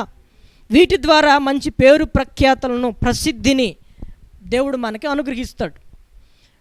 నువ్వు ప్రసిద్ధిలోనికి రావాలంటే, నువ్వు ఆశీర్వాద కారకుడుగా ఈ తరానికి, రానున్న తరాలకి నువ్వు ఉండాలి అంటే మొట్టమొదట దేవుని దగ్గరికి వచ్చి ప్రతిదినము కూడా ఆ జ్ఞానాన్ని, వివేకాన్ని ప్రభు సన్నిధిలో నువ్వు సంపాదించుకోగలగాలి.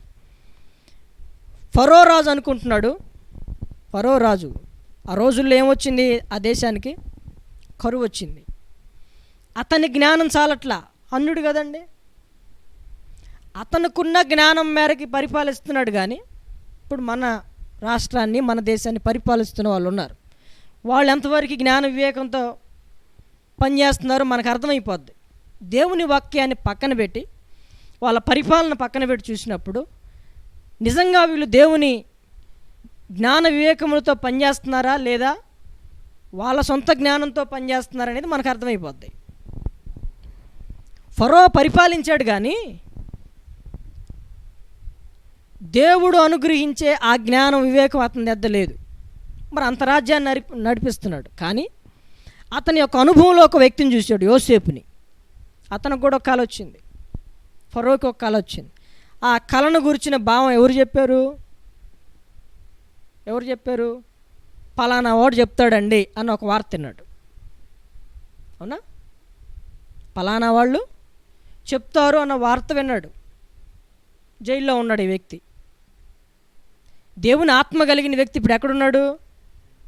వివేకము కలిగిన వాడు ఎక్కడున్నాడు? చిన్నప్పటి నుంచి కూడా దేవుని యందు భయభక్తులు కలిగిన వాడు ఎక్కడున్నాడు? ఇప్పుడు ఉండకూడని ప్రదేశంలో ఉన్నాడు. కానీ కొన్ని రోజులు గోతులో ఉన్నాడు, కొన్ని రోజులు బానిసగా ఉన్నాడు. ఇప్పుడు ఆయన జైల్లో మగ్గుతున్నాడు. కానీ ఒక దినం వచ్చింది. ఆ దినాన అతనిలో ఉన్న జ్ఞాన వివేకము ఒక రాజుకి కావాలి. కాబట్టి జైల్లో నుండి పిలిపించారు. రాజు యొక్క కల భావం అంతా, కరువును గురించి బయలుపరిచిన జ్ఞానమంతా రాజుకి వివరించాడు. అప్పుడు యోసేపుని ఏం చేశాడు ఆ రాజు? మనోళ్ళు అనుకోండి, అవసరం తీరిన తర్వాత తొక్కేస్తారు. అవునా? సలహా తీసుకుంటారు, వీళ్ళు వృద్ధి అవుతారు, బాగుపడతారు, వీడిని తొక్కేస్తారు. ఎక్కడ దీనికి సొల్యూషన్ చెప్పింది నేనే, ఈడాడ బయటకు వస్తాడు అని వీడిని తొక్కేస్తారు. ఈ రోజుల్లో చూస్తే ఫరో అలా చేయలా. నీలాంటి జ్ఞాన వివేకము కలిగిన వాడు నా దేశానికి కావాలి. దేవునికి స్తోత్రం, హల్లెలూయా, హల్లెలూయా. అర్థమవుతుందండి? దేశాన్ని పరిపాలించాలన్నా ఏం కావాలి? మిడిమిడి జ్ఞానం. అర్థమవుతుందా? తెలిసి తెలియని జ్ఞానం, లోక జ్ఞానం, లౌకిక జ్ఞానం కాదు. వివేకముతో కూడిన జ్ఞానం, దైవ జ్ఞానం కావాలి. రాజుకు లేదు, కానీ ఎక్కడో జైల్లో మగ్గుతున్న ఒక వ్యక్తికి ఉంది. అతన్ని పిలిపించాడు, తెలుసుకున్నాడు. ఇప్పుడు ఎక్కడ కూర్చోబెట్టాడు? జైల్లో ఉండాల్సిన వాడిని. ఒకరోజు వస్తుంది, మనం కూడా దేవుణ్ణి అడుగుదాం, మాకు జ్ఞానము కలిగిన హృదయం కావాలి, వివేకము కలిగిన హృదయం మాకు కావాలి, ప్రతిదినం మాకు కావాలి. ఇంకా నీ గురించి తెలుసుకోవాలి, ఇంకా ప్రజలకు చెప్పాలి, ఇంకా నీ గురించి తెలుసుకోవాలి, ఇంకా ప్రజలకు చెప్పాలి.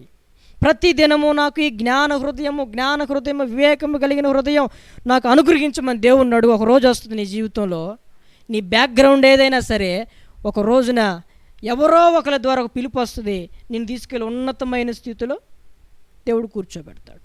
దావీదు స్థితి ఏంటండి? అసలు గొర్రెల్ని కాసుకునేవాడు. అవునా? గొర్రెల్ని కాసుకునే వాడిని తీసుకొచ్చి దేవుడు ఎక్కడ కూర్చోబెట్టాడు? ప్రజలని పరిపాలించేవాడిగా కూర్చోబెట్టాడు. ఇప్పుడు ఎక్కడో ఉండాల్సిన మనం పరిశుద్ధుడైన దేవుని మందిరంలో ఉండట్లా? అది అద్భుతమేగా. అవునా? దేవుణ్ణి ఎరుగక ఇష్టం వచ్చినట్లుగా తిరుగుతున్న మనం కొంత దేవుణ్ణి ఎరగగలిగి తెలుసుకుని ముందుకు వెళ్ళగలుగుతున్నాం. అది అద్భుతమేగా. ఇంకా మరింత వివేకాన్ని నువ్వు దేవుని గురించి సంపాదించుకుంటే, ఇంకా మరింత జ్ఞాన హృదయం నువ్వు దేవుని యొద్ద నుండి సంపాదించుకుంటే, నువ్వు ఉన్న చోటు దేవుడు నిన్ను ఉంచడు. నిన్నెక్కడికో మనకు కూడా ఆశలు విహరిస్తూ ఉంటాయి, ఆలోచనలు విహరిస్తూ ఉంటాయి. మనకి ఇక్కడుండే నేను ఇంకెక్కడో ఉంటే బాగుంటుందని. నిశ్చయంగా దేవుడు ఒక ప్రసిద్ధిలోనికి తీసుకొస్తాడు మనల్ని. అర్థమవుతుందా?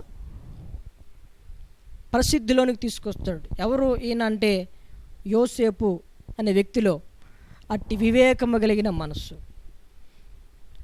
అంటే నీలో ఉన్న వివేకం, జ్ఞానం, అట్టి ఆత్మ ప్రత్యక్షత కలిగిన మనస్సు నీకు తెలియకపోవచ్చు.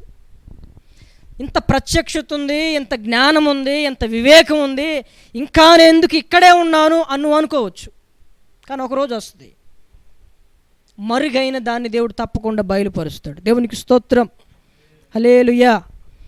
బయలుపరచాలి అంటే నువ్వు చచ్చేంతవరకు నీకేం ఉండాలి? వివేకం ఉండాలి. అన్ని విషయాల్లో వివేకం అనేది చాలా అత్యవసరం, నిత్యవసరం. కాబట్టి యోసేపు జీవితంలో ఎవరు అట్టి వివేకాన్ని అనుగ్రహించాడు అంటే యోసేపు గారు కూడా చెప్తాడు, ఇది నా వలన కలిగినది కాదు, ఇది దేవుని వలన కలిగినదే, సమస్త ఘనత మహిమ ప్రభావాలు ఆయనకే అంటాడు. ఆయన కూడా, దానియేలు కూడా అంటున్నాడు, ఇది మా వలన కలిగింది కాదు, మా ప్రయాస. కొంతమంది అంటారు మేము చదువుకోవటం మూలంగా మాకు జ్ఞానం అంటే ఇంగ్లీష్లో మాట్లాడటమా? వివేకం అంటే నేను తెలుగులో మాట్లాడితే ఆయన ఇంగ్లీష్లో మాట్లాడాడు అనుకోండి, ఆయన ఇంకా వివేకవంతుడు అని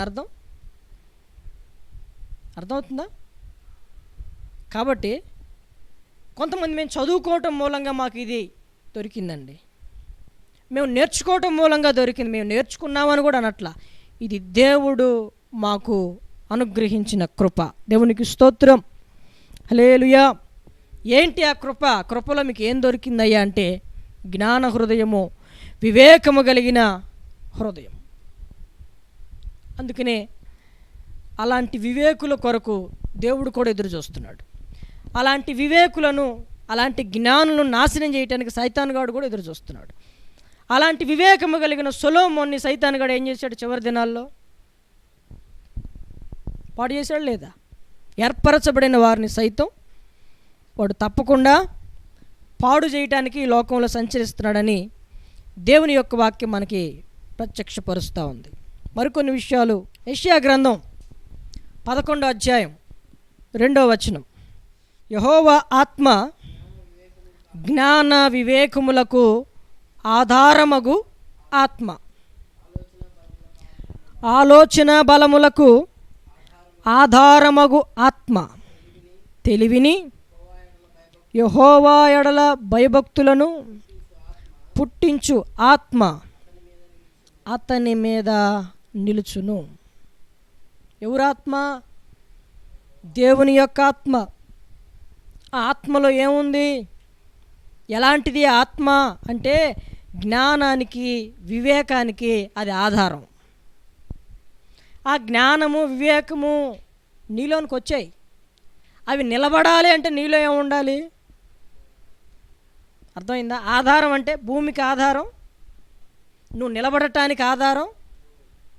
అర్థమవుతుందా? అలాగే జ్ఞానానికి, వివేకానికి ఆధారం దేవుని యొక్క ఆత్మ. దీని గురించి గత దినాల్లో అంటే 2015-16 మధ్యలో పరిశుద్ధాత్మ అనే అంశాన్ని గురించి చెప్తూ దీని గురించి వివరించడం జరిగింది. దాని గురించి వింటే మనకు కొన్ని విషయాలు మనకు అర్థమవుతాయి. కాబట్టి ఈ జ్ఞాన వివేకాలు మనలో ఉండాలి అంటే అన్యుడైన రాజు సాక్ష్యం చెప్పాడు దానియేలు గురించి, దేవతల ఆత్మ కలిగిన వాడని. అంటే అన్యుడు కాబట్టి దేవతల ఆత్మ, దేవుణ్ణి ఎరిగిన వాడంటే నువ్వు నిజముగా దేవుని ఆత్మ కలిగిన వాడు అని చెప్తారు. ఫరో రాజు కూడా చెప్పాడు యోసేపు గురించి, నువ్వు దేవుని ఆత్మ కలిగిన వాడివి. దేవుని ఆత్మ కలిగిన వాళ్ళు వేరుగా ఉంటారు. వారిలో ఆ వివేకం స్థిరంగా ఉండిపోద్ది. అంటే ఆత్మ ఉన్నంత వరకు. ఆత్మ పోతే జ్ఞానము ఉండదు, వివేకము ఉండదు. అర్థమైందా? అందుకనే బైబిల్ అంటుంది, జ్ఞానానికి వివేకమునకు ఆధారం, ఆలోచన బలములకు ఆధారం దేవుని యొక్క ఆత్మ, తెలివిని భయభక్తులను పుట్టించే ఆత్మ. ఈ దేవుని ఆత్మ మూలంగా ఇన్ని ప్రయోజనాలు ఉన్నాయి. ఎలా కలిగిద్ది ఈ యొక్క ఆత్మ మన మీదకి ఎలా వస్తుంది అంటే బైబిల్ చెప్తుంది, మారు మనసు పాప క్షమాపణ నిమిత్తమైన బాప్తీసం పొందండి, అప్పుడు మీరు పరిశుద్ధాత్మ అనే వరాన్ని పొందుతారు. మొదట దేవుణ్ణి తెలుసుకోవడానికి కొంత వివేకం కావాలి. ఆ వివేకాన్ని ఎవరు అనుగ్రహించారు? సత్యవంతుడైన వారిని ఎరుగవలనని యేసుక్రీస్తు ప్రభు 2000 సంవత్సరాల క్రితం ఈ లోకంలోనికి వచ్చి వివేకాన్ని అనుగ్రహించడం మనం విన్నాం. ఆ వివేకము నీలో నిలబడాలంటే తర్వాత అనుభవం, దేవుని యొక్క ఆత్మ నీలో నిలబడాలి. ఆ ఆత్మ నీలో నిలబడితే ఆ జ్ఞాన వివేకాలు కూడా నీలో స్థిరంగా ఉంటాయి. దేవుని ఆత్మ కలిగిన వాడు అయినా సరే, నీ పరిస్థితులు బాగుండకపోయినా సరే, ఒక రోజున నిన్ను వెలుగులోనికి ఆయన తీసుకొస్తాడు కంపల్సరిగా. ఎవరినండి? వివేకము కలిగిన వారిని. అలాంటి వివేకము కలిగిన వారిగా మనం బ్రతకాలని దేవుని యొక్క వాక్యం మనకు సెలవిస్తుంది. యోహాను రాసిన మొదటి పత్రిక 2వ అధ్యాయం 20వ వచనం చదువు. అయితే మీరు పరిశుద్ధుని వలన అభిషేకము పొందినవారు గనుక సమస్తమును ఎరుగుదురు. ఎవరి వలన? పరిశుద్ధుని, దేవుని వలన అభిషేకింపబడిన వారు సమస్తాన్ని వాళ్ళు ఎరుగుతారు. మరొక విషయం, యోహాను మొదటి పత్రిక 2వ అధ్యాయము 26 కూడా చదువుతున్నాయి. మిమ్మును మోసపరచు వారిని బట్టి ఈ సంగతులు మీకు వ్రాయిచున్నాను. అయితే ఆయన వలన మీరు పొందిన అభిషేకము మీలో నిలుచుచున్నది గనుక ఎవడునూ మీకు బోధింపనక్కర్లేదు. ఆయన ఇచ్చిన అభిషేకము సత్యమే కానీ అబద్ధము కాదు. అది అన్నిటినీ గూర్చి మీకు బోధించుచున్న ప్రకారము, ఆయన మీకు బోధించిన ప్రకారముగాను ఆయనలో మీరు నిలుచుచున్నారు. దీని గురించి ప్రత్యేకంగా ఓ రోజు చెప్పుకుందాం, అభిషేకం గురించి. అసలు అభిషేకం అంటే ఏంది అనేది నేను రానున్న దినాల్లో కొంచెం లోతుగా మీకు చెప్పాలి. సందర్భం వచ్చింది కాబట్టి ఈ విషయాన్ని మీకు జ్ఞాపకం చేస్తున్నాను. ఆయన ఒక వ్యక్తిని అభిషేకిస్తే, ఎవరు? దేవుడే తన సేవ కొరకో, దేవుడే తను నిర్ణయించిన పని కొరకో ప్రతిష్ఠించుకుని, కొంతమందిని ప్రత్యేకించుకుని ఆయన అభిషేకించుకుంటాడు. ఈరోజు మనం అభిషేకం తీసుకుంటాం, మనం ఆన్లైన్లో పిలుచుకుని. దేవుడే వారిని అభిషేకించాడు. అందుకే బైబిల్ అంటుంది, మీరు ఆయన వలన పొందిన అభిషేకం పొందిన వాళ్ళు కాబట్టి మీరు సమస్తాన్ని ఎరుగుతారు. దేవునికి స్తోత్రం. అంటే మంచి ఏదో ఎరుగుతారు, చెడు ఏదో, ఏది సత్యమో ఎరుగుతారు, ఏది అసత్యమో ఎరుగుతారు. ఈరోజు మనంతా డైలమా, ఏది కరెక్ట్ అంటావు? ఈయన చెప్పిన ఇప్పుడు 2 ప్రసంగాలు పెట్టామనుకోండి, ఒక ఆయన ఒక రకంగా చెప్తాడు, ఇంకొక ఆయన ఇంకొక రకంగా చెప్తాడు. కొంతమంది అనుభవం కలిగిన వాళ్ళు అనుకోండి, ఫస్ట్ చెప్పిన వాక్యంలో లోపాలు ఉంటే రెండో ఆయన సరి చేస్తాడు, అవునా? లేదా ఫస్ట్ చెప్పింది బాగుంది అనుకోండి, మరింత లోతుగా రెండో ఆయన తీసుకెళ్తాడు. అర్థమవుతుందా? కొన్ని వర్తమానాలు మనం వింటే ఇది నిజమా అన్నట్టుగా ఉంటుంది, అనుమానం కలిగిద్ది. అయితే బైబిల్ అంటుంది, అభిషేకింపబడిన వాడు అయితే ఎవరి ద్వారా అండి? ఆయన వలన. మీరు పరిశుద్ధిని వలన అభిషేకింపబడిన వారు కనుక మీరు సమస్తాన్ని ఎరుగుతారు. ఏది మంచిదో, ఏది చెడో, ఏది చేయాలో, ఏది చేయకూడదు అని మీకు తెలుస్తాయి. ఇక్కడ అంటాడు 27వ వచనంలో, అయితే ఆయన వలన మీరు పొందిన అభిషేకము మీలో నిలుచుచున్నది కనుక ఎవడనూ మీకు బోధింప అక్కర్లేదు.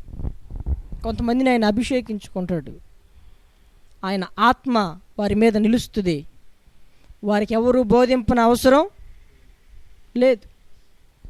కాబట్టి అలాంటి ఆత్మాభిషేకం దేవుని ద్వారా మనం పొందుకోగలిగితే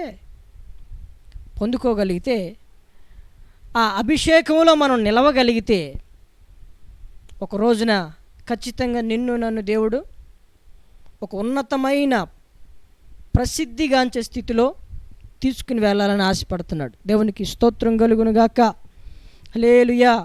కాబట్టి అలాంటి ఉన్నతమైన స్థితి కావాలి అంటే దేవుని యొక్క ఆత్మ నీలో పనిచేయాలి. దేవుని యొక్క ఆత్మ నీలో నివసిస్తున్నాడు అనుకోండి, లేకపోతే నాలో నివసిస్తున్నాడు అనుకోండి, నీ జ్ఞానం వేరుగా ఉంటుంది, నీ మాటలు వేరుగా ఉంటాయి, నీ ఆలోచనలు, నీ ప్రవర్తన వేరుగా ఉంటుంది. అప్పుడు నిన్ను చూసిన వాళ్ళు ఇతను దేవుని ఆత్మ కలిగినాడు. ఇప్పుడు దెయ్యం బట్టి నన్ను చూశారనుకోండి, ఆ లక్షణాలు మనకు తెలుసు కాబట్టి మనం ఏమంటాం? వీడికి గాలి పట్టిందిరా అంటాం, లేకపోతే వీడికి దెయ్యం పట్టింది. కొంతమంది లక్షణాలు చూసినప్పుడు ఆ దెయ్యం పట్టకపోయినా వాళ్ళ చేష్టలను బట్టి అంటాం, దెయ్యం ఏమైనా పట్టిందంటారా, నీకేమైనా దెయ్యం పట్టిందా, ఎట్లా ఎగురుతున్నావు నా మీద అంటాడు భర్త.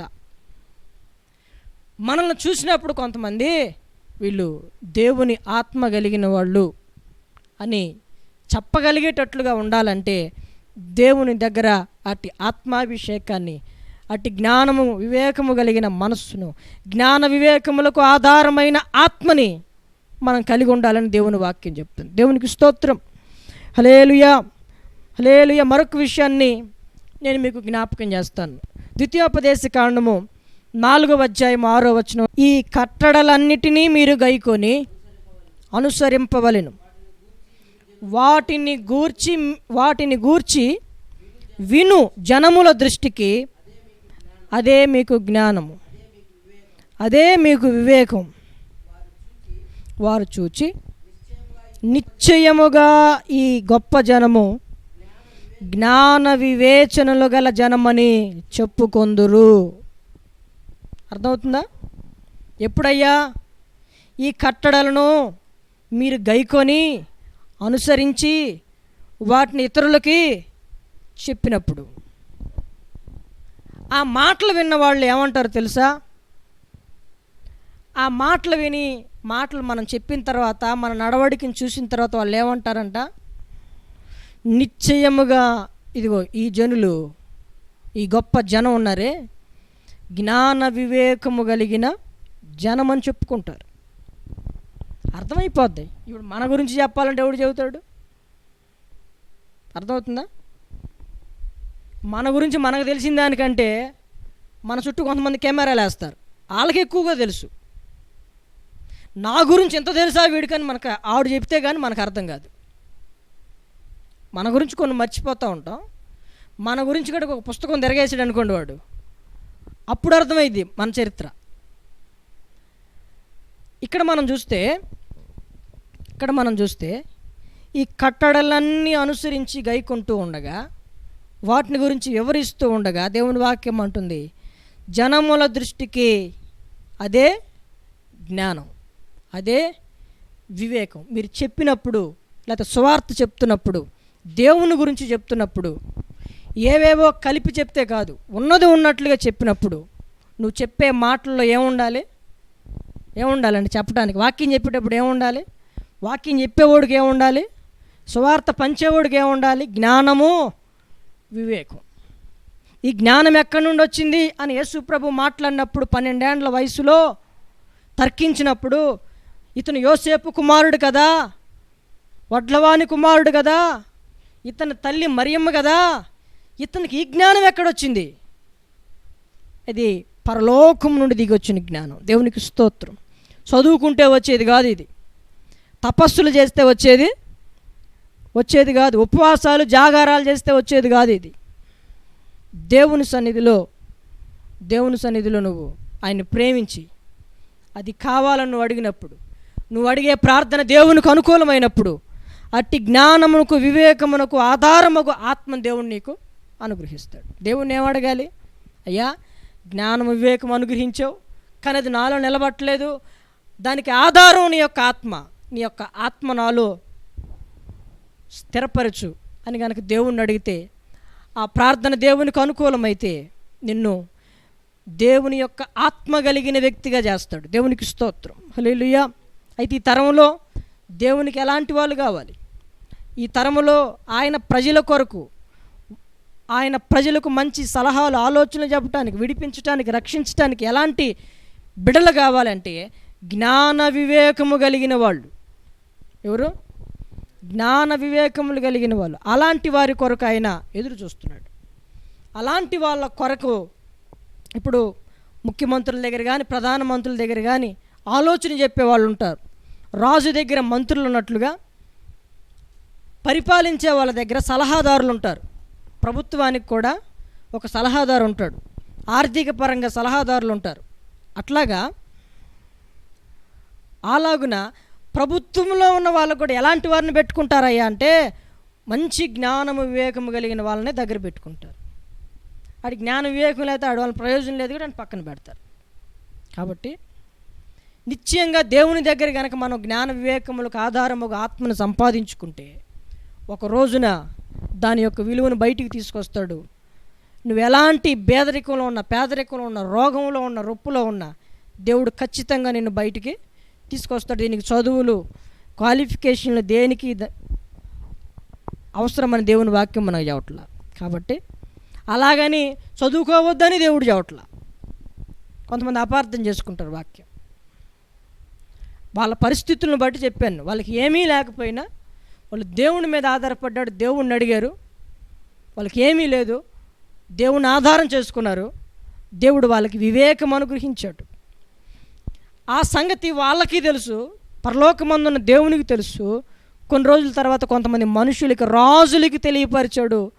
రాజుల దగ్గర పనిచేసే వాళ్ళగా, రాజులు పరిపాలించే రాజు కంటే కూడా ఎక్కువ జ్ఞానం కలిగిన వాళ్ళగా దేవుడు తన బిడ్డలను ఉంచాడు. దేవునికి స్తోత్రం, హల్లెలూయా. దేవుడు నిన్ను నన్ను కూడా అలా ఉంచాలనుకుంటున్నాడు. కానీ మనకు కూడా ఉండాలి అని అనిపించింది. కానీ మరి ఎంతమంది ఆ వివేకం కోసం ప్రార్థన చేస్తారు? సొలొమోన్ లాగా నేను ఈ సంఘాన్ని నడిపించాలి, నాకేం కావాలి? డబ్బులు కావాలా? ఇంకేం కావాలి? ఇంకేమైనా ఉంటే దీన్ని నడిపించవచ్చా? ఇంకేమైనా 4-5 అసిస్టెంట్ పాస్టర్లు ఉంటే దీన్ని నడిపించవచ్చా? నేను దీన్ని నడిపించాలంటే ఒకళ్ళైనా, ఇద్దరైనా, 10 మంది అయినా, ఎంతమంది అయినా నడిపించటానికి, వాళ్ళని పరిపాలించడానికి, వాళ్ళని పోషించటానికి జ్ఞానము వివేకము అవసరం. దేవునికి స్తోత్రం, హల్లెలూయా, హల్లెలూయా. కుటుంబాన్ని పోషించటానికి, నడిపించటానికి, తను తాను కాపాడుకోవడానికి జ్ఞాన వివేకాలు కావాలి. మన బ్రతుకు దినములన్నిట మనకి ఇది కావాలి. ఇంకా ఈ జ్ఞాన వివేకాలు దేవుడు మనకి ఎందుకు అనుగ్రహించాలనుకుంటున్నాడు? ఆయన గురించి కొంత ధ్యానిద్దాం మనం. యోబు గ్రంథంలో 9వ అధ్యాయము 4వ వచనం. ఆయన మహావివేకి, అధిక బల సంపన్నుడు, ఆయనతో పోరాడ తెగించి హాని నొందని వాడెవడు? దేవుడు ఎవరండి? వివేకం అనుగ్రహించే దేవుడు. ఇప్పుడు స్కూల్లో పిల్లలు ఉన్నారు, అర్థం కావడానికి చెప్తున్నాను. అతను కూడా ఒకప్పుడు స్కూల్లో చదివిన వాడే. స్కూల్లో ఉన్న పిల్లలకి అతను చెప్పగలగాలంటే అతను ఏమవ్వాలి? టీచర్ అవ్వాలి, బోధకుడు అవ్వాలి. ఇప్పుడు ఒకప్పుడు నేను విశ్వాసనే, మీలాగా ఆడ కూర్చుని వాక్యం విన్నవాడిని. దేవుడు నాకు కొంత వివేకము, కొంత జ్ఞానం ఇచ్చాడు. కాబట్టి ఈరోజు ఆ జ్ఞాన వివేకంతో నేను మీకు కొంత చెప్పగలుగుతున్నా. ఇప్పుడు దేవుడు జ్ఞానం అనుగ్రహించేవాడు, వివేకం అనుగ్రహించేవాడు ఏమై ఉండాలి? మహావివేకి. దేవునికి స్తోత్రం, హల్లెలూయా. అర్థమవుతుందా? దేవుని పొజిషన్ ఏందో, మన పొజిషన్ ఏందో. ఆయన మహావివేకి, మనకి వివేకాన్ని అనుగ్రహిస్తాడు. అందుకనే కీర్తనల గ్రంథంలో మనం చూస్తే మానవుణ్ణి దేవుని కంటే కొంచెము తక్కువ వానిగా చేశాడని బైబిల్ గ్రంథం మనకు సెలవిస్తుంది. దేవుని కంటే కొంచెము తక్కువ వానిగా. ఆయన ఎవరు అంటే మహా వివేకి. ఎలా? దానికి లక్షణం ఏంటి? ఆ వివేకి యొక్క లక్షణం ఎలా ఉంటుంది? మహావివేక్ అంటే దేవుడు అని అంటున్నాం. ఎలా మనం దాన్ని నిర్ధారణ చేసుకోవచ్చు? సామెతల గ్రంథం 14వ అధ్యాయం 29వ వచనం. దీర్ఘశాంతము గలవాడు, అది విషయం, దీర్ఘశాంతము గలవాడు మహావివేకి. ముంగోపి మూఢత్వమును బహుమానముగా పొందును. ఇప్పుడు దేవుడు ఎవరయ్యా అంటే దేవుడు దీర్ఘశాంతుడు. దీర్ఘశాంతుడు ఎవరయ్యా అంటే మానవుళ్ళు ఎవరైనా ఉన్నారా? సదాకాలం లేకపోతే దీర్ఘకాలం సుదీర్ఘకాలం మనల్ని భరిస్తున్నాడు, ప్రేమిస్తున్నాడు, తాలుకుంటున్నాడు, తట్టుకుంటున్నాడు. ఆయన దీర్ఘశాంతుడు కాబట్టి ఆయన ఏమయ్యాడు?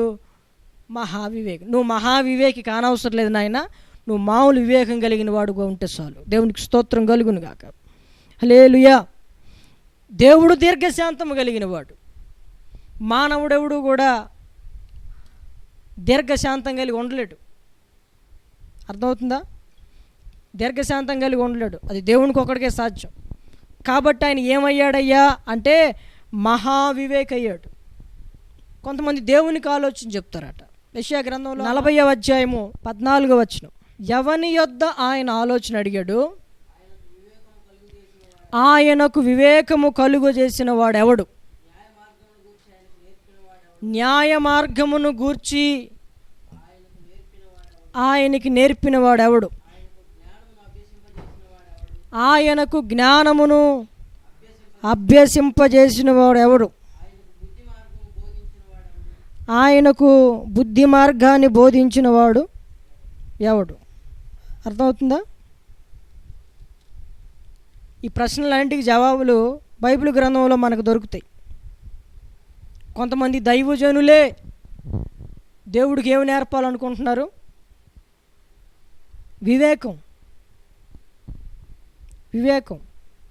కొంతమందికి జూనియర్ పాస్టర్లు ఉన్నారనుకోండి, సీనియర్లకే నేర్పుదాం అనుకుంటారు. అనుభవ జ్ఞానం వేరు, మిడిమిడి జ్ఞానం వేరు. అవునా? తండ్రికి ఉండే జ్ఞానం వేరు, కుమారుడికి ఉండే జ్ఞానం వేరు. మేము అప్డేట్ అంటే అంటారు, కానీ అనుభవంతో వచ్చే జ్ఞానం వేరు, అనుభవం లేకుండా వచ్చే జ్ఞానం వేరు. దేవుడు అంటాడు అక్కడ, ఆయనకు ఆలోచన చెప్పేవాళ్ళు ఎవరు? వివేకమును గురించి ఆయనకు తెలియపరిచిన వాడు ఎవరైనా ఉన్నారండి?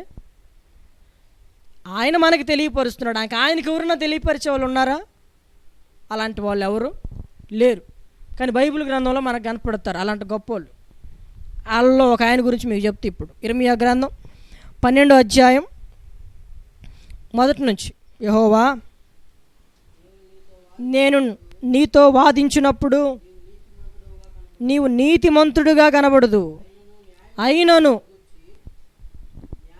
న్యాయమును విధించుటను గూర్చి నేను నీతో మాట్లాడాలి. దుష్టులు తమ మార్గములు, ఇక ప్రశ్నలు ఎత్తన్నాడు ఇక దేవునికి. ఇక ఆ భాగం అంతా చదువుకుంటే ఇక దేవునికి నేర్పుతాడు. ఇక వాళ్ళు ఎందుకు అట్టున్నారు, వీళ్ళు ఎందుకు ఎట్టున్నారు, అసలు నువ్వేం చేస్తున్నావు, దీని గురించి మన ఇద్దరం మాట్లాడాలి అంటున్నాడు. అర్థమవుతుందండి? దేని గురించి మాట్లాడతాడంట? న్యాయము విధించుటను గురించి దేవుడితో మాట్లాడతాడంట. అంటే దేవుడు న్యాయం తెప్పేవాడా? న్యాయం చేయటానికి తెలియదా? నేను నీకు చెప్తాను, ఫలానా వాళ్ళకి అది చేయి, ఫలానా వాళ్ళకి ఇది చేయి అంటే మనలాగా లంచాలు తీసుకుని న్యాయాన్ని అన్యాయంగా, అన్యాయాన్ని న్యాయంగా మార్చడానికి మనలాంటి వాడు కాదు ఆయన. మనలాంటి వాడు కాదు. అందుకని యెషయా గ్రంథంలో అంటాడు, ఆయనకు వివేకము కలుగు చేసిన వాడు ఎవడు లేడు. కొంతమంది నేర్చుకోవలసిన వాడే కొన్ని విషయాలు నేర్పిస్తే ఇంకెట్టుంటుంది? గుడ్డొచ్చి పిల్లని ఎక్కిరిచ్చింది అంటారు లోకంలో సామెత. గుడ్డొచ్చి పిల్లని ఎక్కిరిచ్చిందంట. కాబట్టి నేర్పించే స్థితిలో ఆయన ఉంటే, నేర్చుకునే స్థితిలో నువ్వు ఉన్నప్పుడు ఆయనకి నువ్వేమన్నా నేర్పుతావా? ఆయనకి నేర్పుతున్నావు అంటే నీకు నీ గర్వం ఇంకెంత తలకెక్కింది ఇంక నీకు? అర్థమవుతుందా? కొంతమంది ఉన్నారు బైబిల్ గ్రంథంలో అలాంటి మహానుభావులు. దేవునికే ఆలోచన చెప్తారు, మన ప్రార్థనలోనే చెబుతారు మనోళ్ళు. వీడికి న్యాయం, వీడు చేసింది పనికి మాలిన పని, వీడి కోర్టులో ఏం కావాలి? న్యాయం కావాలి వీడికి. అంటే ఆడి దృష్టిలో న్యాయం అంటే ఏంటంటే, అంటే వాడు నిరపరాధిగా ఉండాలి, ఎదుటోడు న్యాయవంతుడైనా ఆడు ఎట్టబోయిన వీడికి ఇబ్బంది లేదు, ఎట్టయినా సరే మాకు న్యాయం కావాలి. వాళ్ళ ప్రార్థనలో వాళ్ళకి తెలియకుండానే ఒక నిజం ఉంది. న్యాయం చేయమని అడుగుతారు, నిజమే. న్యాయం చేయమంటే దేవుడు కూడా వాళ్ళ ప్రార్థన ఆలకించి తప్పకుండా న్యాయం చేస్తాడు. తప్పు వీడిదనుకోండి, ఈయన తీసుకెళ్ళి లోపలేస్తారు. తప్పు ఆళ్ళు లేదనుకోండి, ఆయన బయటకు వదులుతారు. అర్థమవుతుందా? తమకు ఇష్టమైన తీర్పులు తీర్చమని అడుగుతారంట. యెషయా గ్రంథం 58లో మనకు కనపడతాయి. ఎలాంటి తీర్పులు? ఇష్టమైన తీర్పులు, ఇష్టమైన జవాబులు, ఇష్టమైన కోరికలు తీర్చమని అడుగుతారు. అది ఏదైనా తీరాలి అంటే నీ ప్రార్థన దేవుని దృష్టికి అనుకూలం అవ్వాలి అన్న సంగతి గుర్తుపెట్టుకోవాలి. కాబట్టి ఆయనకి వివేకాన్ని కలుగు చేస్తూ ఉంటారు, ఆయనకి జ్ఞానాన్ని అభ్యసింపజేస్తూ ఉంటారు, ఆయనకి బుద్ధి మార్గాన్ని బోధిస్తూ ఉంటారట. అలాంటి వాళ్ళ జీవితాలు ఏమవుతాయి? వాళ్ళు ప్రసిద్ధిలోనికి రాలేరు అనే దేవుని వాక్యం మనకు కనపడుతుంది. ఇంకా ఈ వివేకం మీకు ఎలా కలుగుతుంది? దేవుని ద్వారా కలుగుతుందని మనం విన్నాం. ప్రార్థన చేస్తే దేవుడు మనకిస్తాడని విన్నాం. దేవుని యొక్క ఆత్మ ద్వారా ఆ యొక్క వివేకం మనలో స్థిరపరచబడిద్దని విన్నాం. ఇంకా మనం ఎలా వివేకాన్ని సంపాదించుకోవచ్చో దేవుని వాక్యంలో కొన్ని విషయాలు గుర్తు చేస్తాను మీకు. చదువుదాం. 119వ కీర్తన 104వ వచనం. నీ ఉపదేశము వలన నాకు వివేకము కలిగెను, తప్పు మార్గములన్నీ నాకు అసహ్యములాయెను. ఆయన అన్నాడు కదా, నేను నీకు ఆలోచన చెప్పేదను, నీవు నడవవలసిన మార్గము నేను నీకు బోధించదు, నీకు ప్రయోజనము కలుగునట్లు నేను నీకు ఉపదేశము చేసేదని అంటాడు కదా ఒక సందర్భంలో. అర్థమవుతుందా నా మాటలు? ఇక్కడ మనం చదువుకుంటే కీర్తనాకారుడు అంటాడు, నీ ఉపదేశముల వలన, నువ్వు చెప్పే మాటలు వింటా ఉండటం వలన నాకేం కలుగుతుంది? వివేకం. అంటే దైవజనుడిలో నుండి దేవుని యొక్క ఆత్మ మాట్లాడుతూ ఉన్నప్పుడు అవి దేవుని మాటలు, దేవుని ఆత్మ ద్వారా వచ్చే మాటలను నువ్వు గ్రహించినప్పుడు దేవుని యొక్క వాక్యం వింటున్న ద్వారా నీకేం కావాలి? ఏం కలగాలి? వివేకం కలగాలి. ఉపదేశం వింటే, వర్తమానం విన్నప్పుడు, ఉపదేశం విన్నప్పుడు, ఆ వాక్య భాగం విన్నప్పుడు నీకున్న వివేకం ఏమవ్వాలి? వృద్ధి అవ్వాలి. అందుకనే బుద్ధిమంతుడికి గనక, జ్ఞానికి గనక జ్ఞానాన్ని అభ్యసింపజేస్తే వాడు మరింత జ్ఞానాన్ని సంపాదించుకుంటాడని సామెతల గ్రంథంలో ఉంది. వివేకి అయిన వాడు ఇంకా ఏం చేస్తాడంటే వివేక సూత్రం, నీతి సూత్రాలను సంపాదించుకుంటాడని ఉంది. అసలు ఈ వివేకము జ్ఞానం లేనివాడు ఇంకేం సంపాదించుకుంటాడు? కాబట్టి లేఖన భాగాన్ని మనం చదివినప్పుడు, విన్నప్పుడు కీర్తనకారుడైన దావీదు అంటాడు, నాకేం కలిగింది? కాబట్టి మనం వాక్యం చదవాలి, వాక్యాన్ని వినాలి. ఎక్కువసార్లు విన్నామనుకో నీకు ఇంకా ఏమవుతుంది? న్యూస్ పేపర్లు చూస్తారు కొంతమంది, జనరల్ నాలెడ్జ్ కోసం న్యూస్ చదువుతారు, ఇంకేవేవో పుస్తకాలు చదువుతారు, ఏవేవో జీవిత చరిత్రలు చదువుతారు. వాటన్నిటికంటే మించింది పరిశుద్ధ గ్రంథం. నువ్వు బైబిల్ తీసుకుని చదువు, ఫోన్లో తీసుకుని చదువు, నువ్వు ఎక్కడైనా చదువు, దేవుని యొక్క వాక్యాన్ని విను. దేవుని యొక్క వాక్యాన్ని చదివితే నీవు వివేకవంతుడు అవుతావు. ఒక రోజున ఆ వివేకాన్ని ప్రసిద్ధిలోనికి తీసుకొస్తాడు. వివేకిగా ఉన్న నిన్ను అక్కడే ఉంచడు దేవుడు, అనేకులకు ఆశీర్వాదకరంగా నిన్ను ఉంచుతాడు.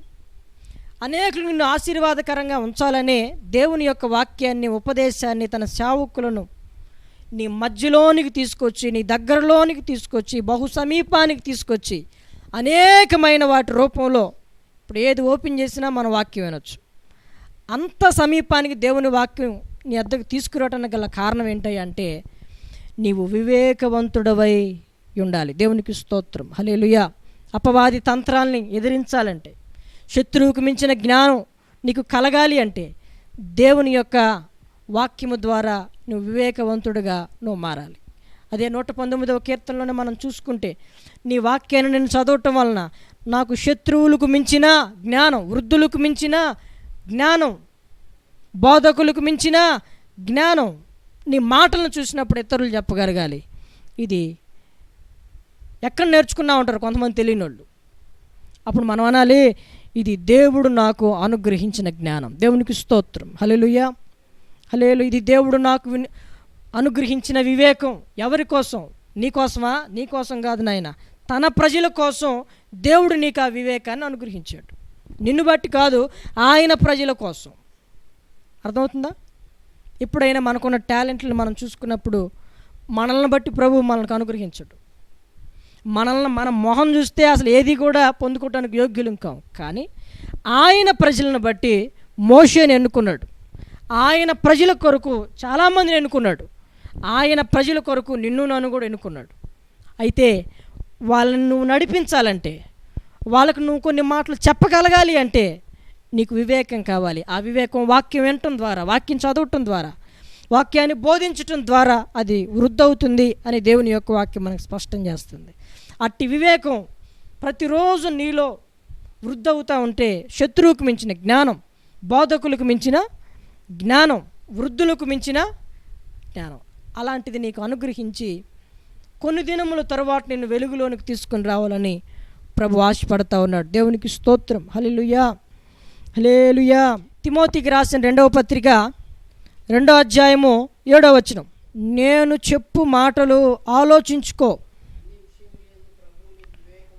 అన్ని విషయముల యందు ప్రభువు నీకు వివేకము అనుగ్రహించును. దావీదు సొలొమోనుకి చెప్పినట్లుగా, దావీదు సొలొమోనుకి ఏం చెప్పాడండి ఇందాక? ఈ ధర్మశాస్త్రం అంతటి ప్రకారం నువ్వు నడవాలంటే అట్టి జ్ఞానము వివేకము దేవుడు నీకు అనుగ్రహించునుగాక అన్నాడా? పౌలు దగ్గర జత పనివాడిగా, శిష్యుడిగా, ఆత్మీయ కుమారుడుగా ఉంటున్న తిమోతితో పౌలు అంటాడు, మొదట నేను చెప్పిన మాటలన్నీ ఒకసారి ఆలోచించుకో. అది నేను చెప్పినవి కాదు, దేవుని ఆత్మ నా ద్వారా పలికిన మాటలు. అర్థమవుతుందా? అప్పుడు నువ్వు మొదట ఆలోచించుకోవాలి. ఉపదేశాన్ని విని దాన్ని ఆలోచించుకోవాలి. అన్ని విషయాల్లో మొదట నువ్వు నేను చెప్పింది విని జాగ్రత్తగా గైకొంటే అన్ని విషయాల్లో ప్రభువు నీకు వివేకం అనుగ్రహిస్తాడు. దేవునికి స్తోత్రం కలుగునుగాక. హల్లెలూయా. నేను చనిపోయిన తర్వాత కూడా సంఘాన్ని నడిపించాలంటే, సేవలో కొనసాగాలంటే, పరిచర్యలో ఉండాలి అంటే తిమోతితో చెప్తున్నాడు, నేను అనుగ్రహించను. దేవుడు నీకు అన్ని విషయాల్లో ఏం చేస్తాడు? వివేకం అనుగ్రహిస్తాడు అని ఒక హెచ్చరికని తిమోతికి ఇస్తున్నట్లుగా మనం చూసాం. దావీదు సొలొమోనుకి ఒక హెచ్చరిక ఇచ్చినట్లుగా మనం చూసాం. మరొక విషయాన్ని నేను మీకు జ్ఞాపకం చేయాలని ఆశపడుతున్నాను. సామెత్ర గ్రంథం 1వ అధ్యాయం 5వ వచనం, జ్ఞానము కలిగిన వాడు విని పాండిత్యాన్ని వృద్ధి చేసుకుంటాడు, వివేకము కలిగిన వాడు ఆలకించి నీతి సూత్రాలను సంపాదించుకుంటాడు. అర్థమవుతుందండి? మరొకసారి చదువునైనా, జ్ఞానము కలిగిన వాడంట, జ్ఞానము కలిగిన వాడు కనుక ఉపదేశాన్ని వింటే, ఇదిగో ఈరోజు ఈ వాక్యం వర్తమానం వింటున్నా, లేకపోతే తర్వాత వినబోతున్నా, నువ్వు జ్ఞానవంతుడు అయితే, జ్ఞానవంతుడు కాబట్టి నువ్వు కనుక వర్తమానం వింటే నీ జ్ఞానం ఏమైద్ది? వృద్ధి అయిద్ది.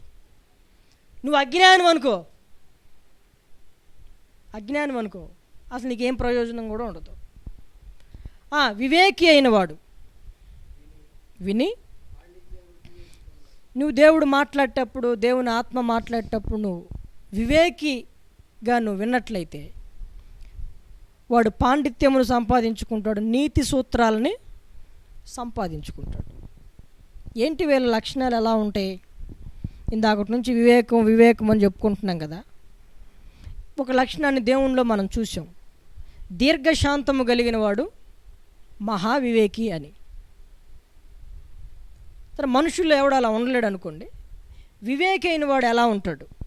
వాడి లక్షణాలు ఎలా ఉంటాయి? సామెతల గ్రంథము 11వ అధ్యాయము 12వ వచనం, తన పొరుగువానిని తృణీకరించువాడు బుద్ధి లేనివాడు, వివేకి అయిన వాడు మౌనముగా ఉంటాడు. అర్థమవుతుందండి? వివేకుల యొక్క లక్షణం ఈ మనలో ఉన్నాయో లేదో చూసుకుని, ఒకవేళ లేకపోతే దేవుని పాదాల మీద పడి అడిగితే నిశ్చయంగా అది దేవుని దృష్టికి సొలొమోను ప్రార్థన అనుకూలమైనట్లుగా మన ప్రార్థన కూడా అనుకూలమై దేవుడు తప్పకుండా మనకి ధారాళంగా దయచేసే దేవుడు. వివేకి అయిన వాడిలో ఉన్న ఒక లక్షణం ఏంటయ్యా అంటే, వాడు ఎలా ఉంటాడంట? మౌనంగా ఉంటాడు. బైబిల్ గ్రంథంలో ఇంకొక మాట ఉంటుంది, ఇది చెడు కాలము కనుక బుద్ధిమంతుడు ఓరకుండును అనే మాట మనకి ప్రవచన గ్రంథాల్లో కనపడుతుంది. ఇదే కాలం, చెడు కాలం కనుక బుద్ధిమంతుడు అనేవాడు ఎలా ఉంటాడు? మౌనంగా ఉంటాడు. ఆడ అరవలో కేకలేడు, గోల పెట్టుకోడు, వ్యాజ్యాలు పెట్టుకోడు, వాదనలు పెట్టుకోడు, మౌనంగా ఉంటాడు. మౌనముగా ఉండటం కూడా బైబిల్ సెలవిస్తుంది ఏంటయ్యా అంటే వాడు వివేకి. దేవుడు వివేకి కాబట్టి ఎన్ని జరిగినా ఎలా ఉంటాడు ఆయన? మనం అనుకుంటాం ఏంటి ఏం పట్టనట్టు ఉంటావు అంటారు. మౌనంగా ఉన్నవాడి దగ్గరికి వెళ్ళి ఏం పట్టించుకోవేందని అంటాం. వాళ్ళ లక్షణం ఏంటి? వాళ్ళ లక్షణం అంటే మౌనంగా ఉండటం వాళ్ళ లక్షణం. మరొకటి కూడా నేను మీకు గుర్తు చేస్తాను. సామెతల గ్రంథము 17వ అధ్యాయము 28వ వచనం. ఒకడు మూఢుడైనను మౌనముగా ఉండిన ఎడల జ్ఞాని అని ఎంచబడును, అట్టివాడు పెదవులు మూసుకొనగా వాడు వివేకి అని ఎంచబడును. అసలు వాడు ఎలాంటి వాడయ్యా? వాడు మూఢుడు, వాడు మూర్ఖుడు. మరి మూర్ఖుడు మౌనంగా ఎలా ఉండగలడండి? ఏదైనా కుక్కను కదిలిచ్చామనుకోండి, లేకపోతే మెంటలోని కదిలిచ్చామనుకోండి, వాడు ఊరుకుంటాడా? వాడు మూర్ఖుడు, కానీ వాడు మౌనంగా ఉన్నాడంటే ఏదో ఉందా మొత్తానికి. అర్థమవుతుందా? వాడు మూర్ఖుడు మౌనముగా ఉండిన ఎడల,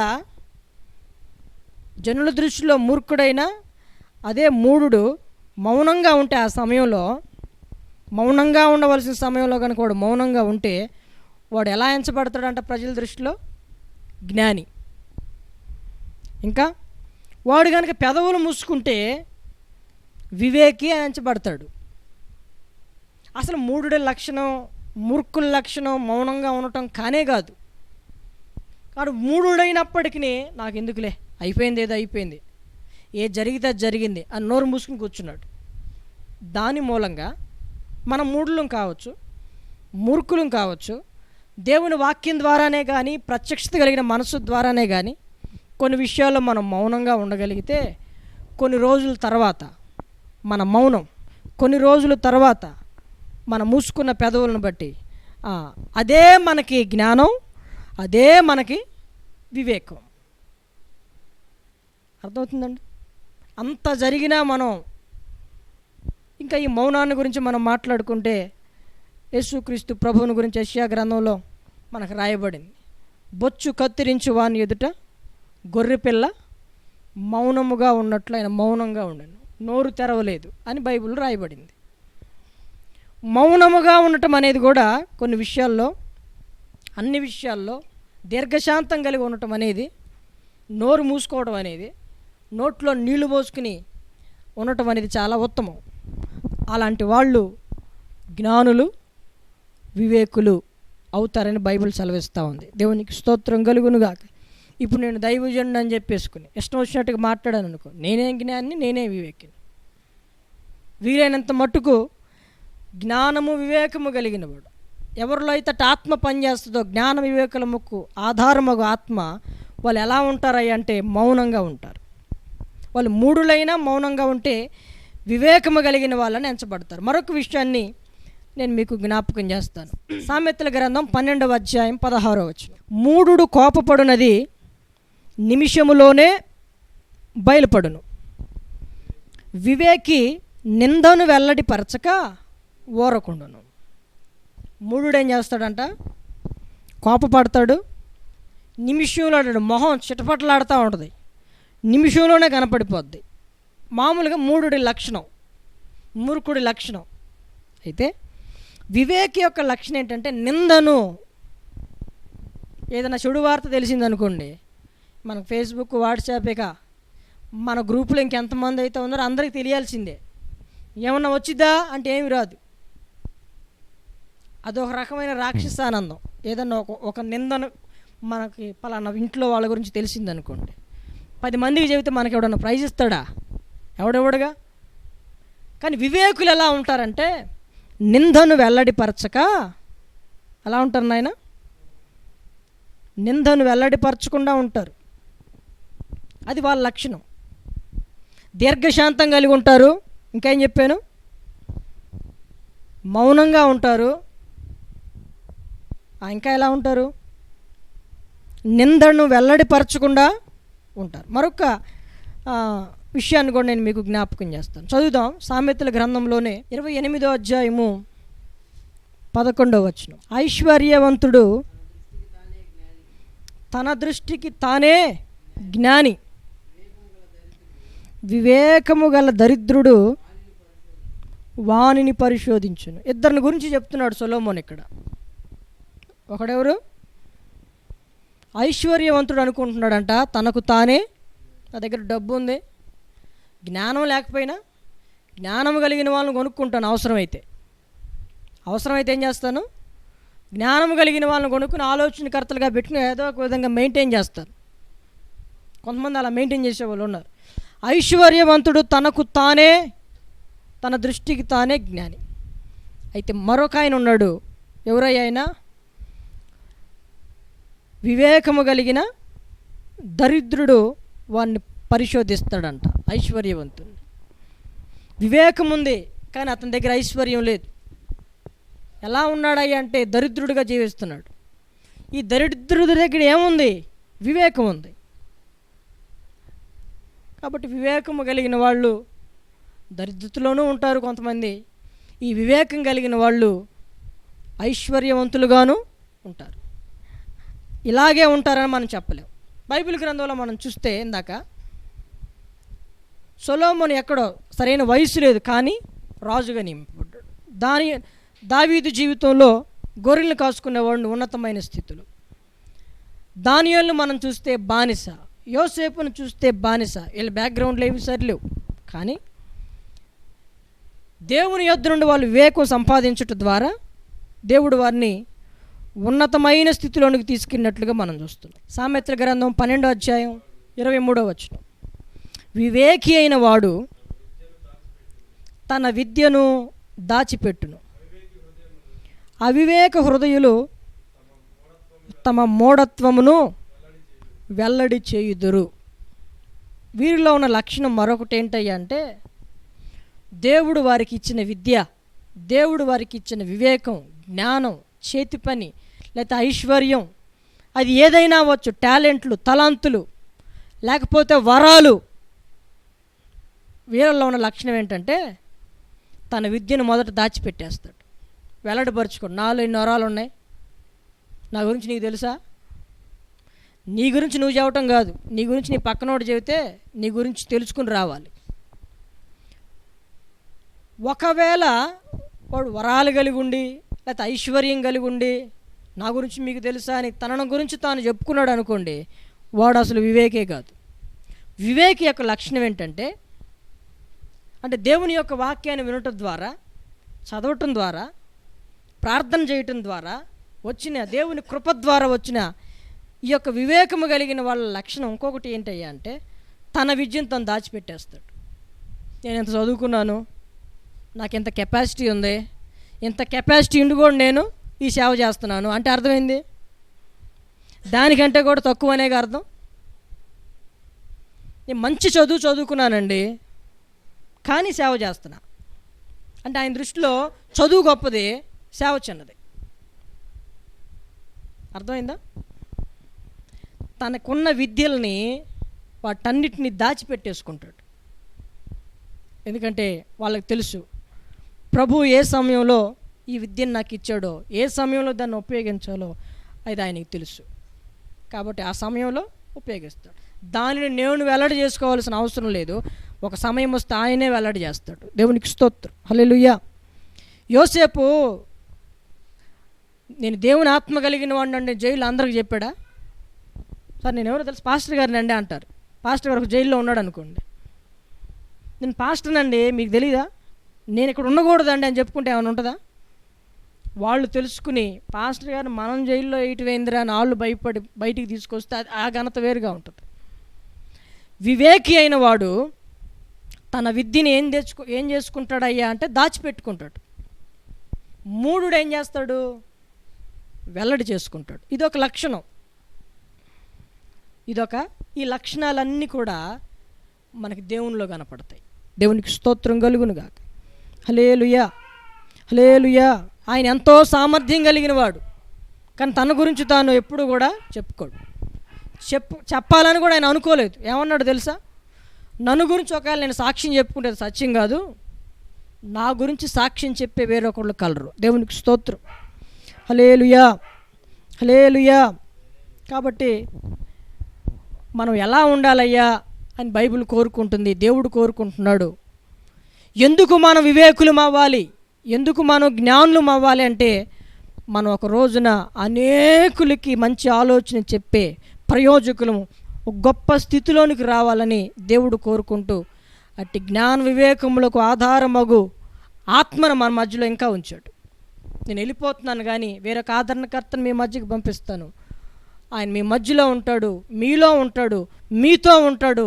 కానీ ఆయన ఎవరు నమ్మరు అని యేసు ప్రభు సశరీరుడైన దినాల్లో చెప్పాడు.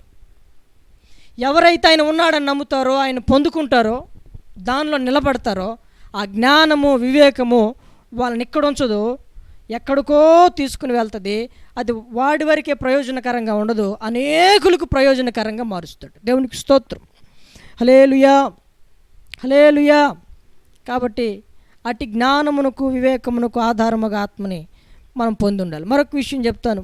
పేతురు రాసిన 2వ పత్రిక 2వ అధ్యాయం 12వ వచనం. వారైతే పట్టబడి చంపబడుటకే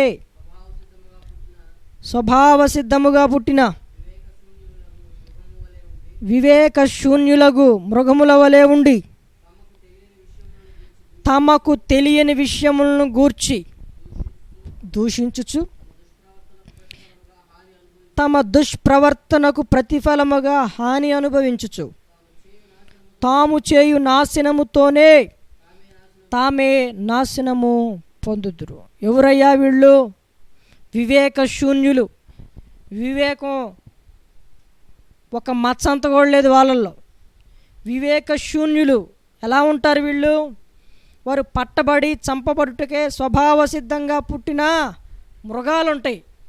అవి పట్టబడతాయి, చంపబడతాయి. వాటికి ఏముండదు?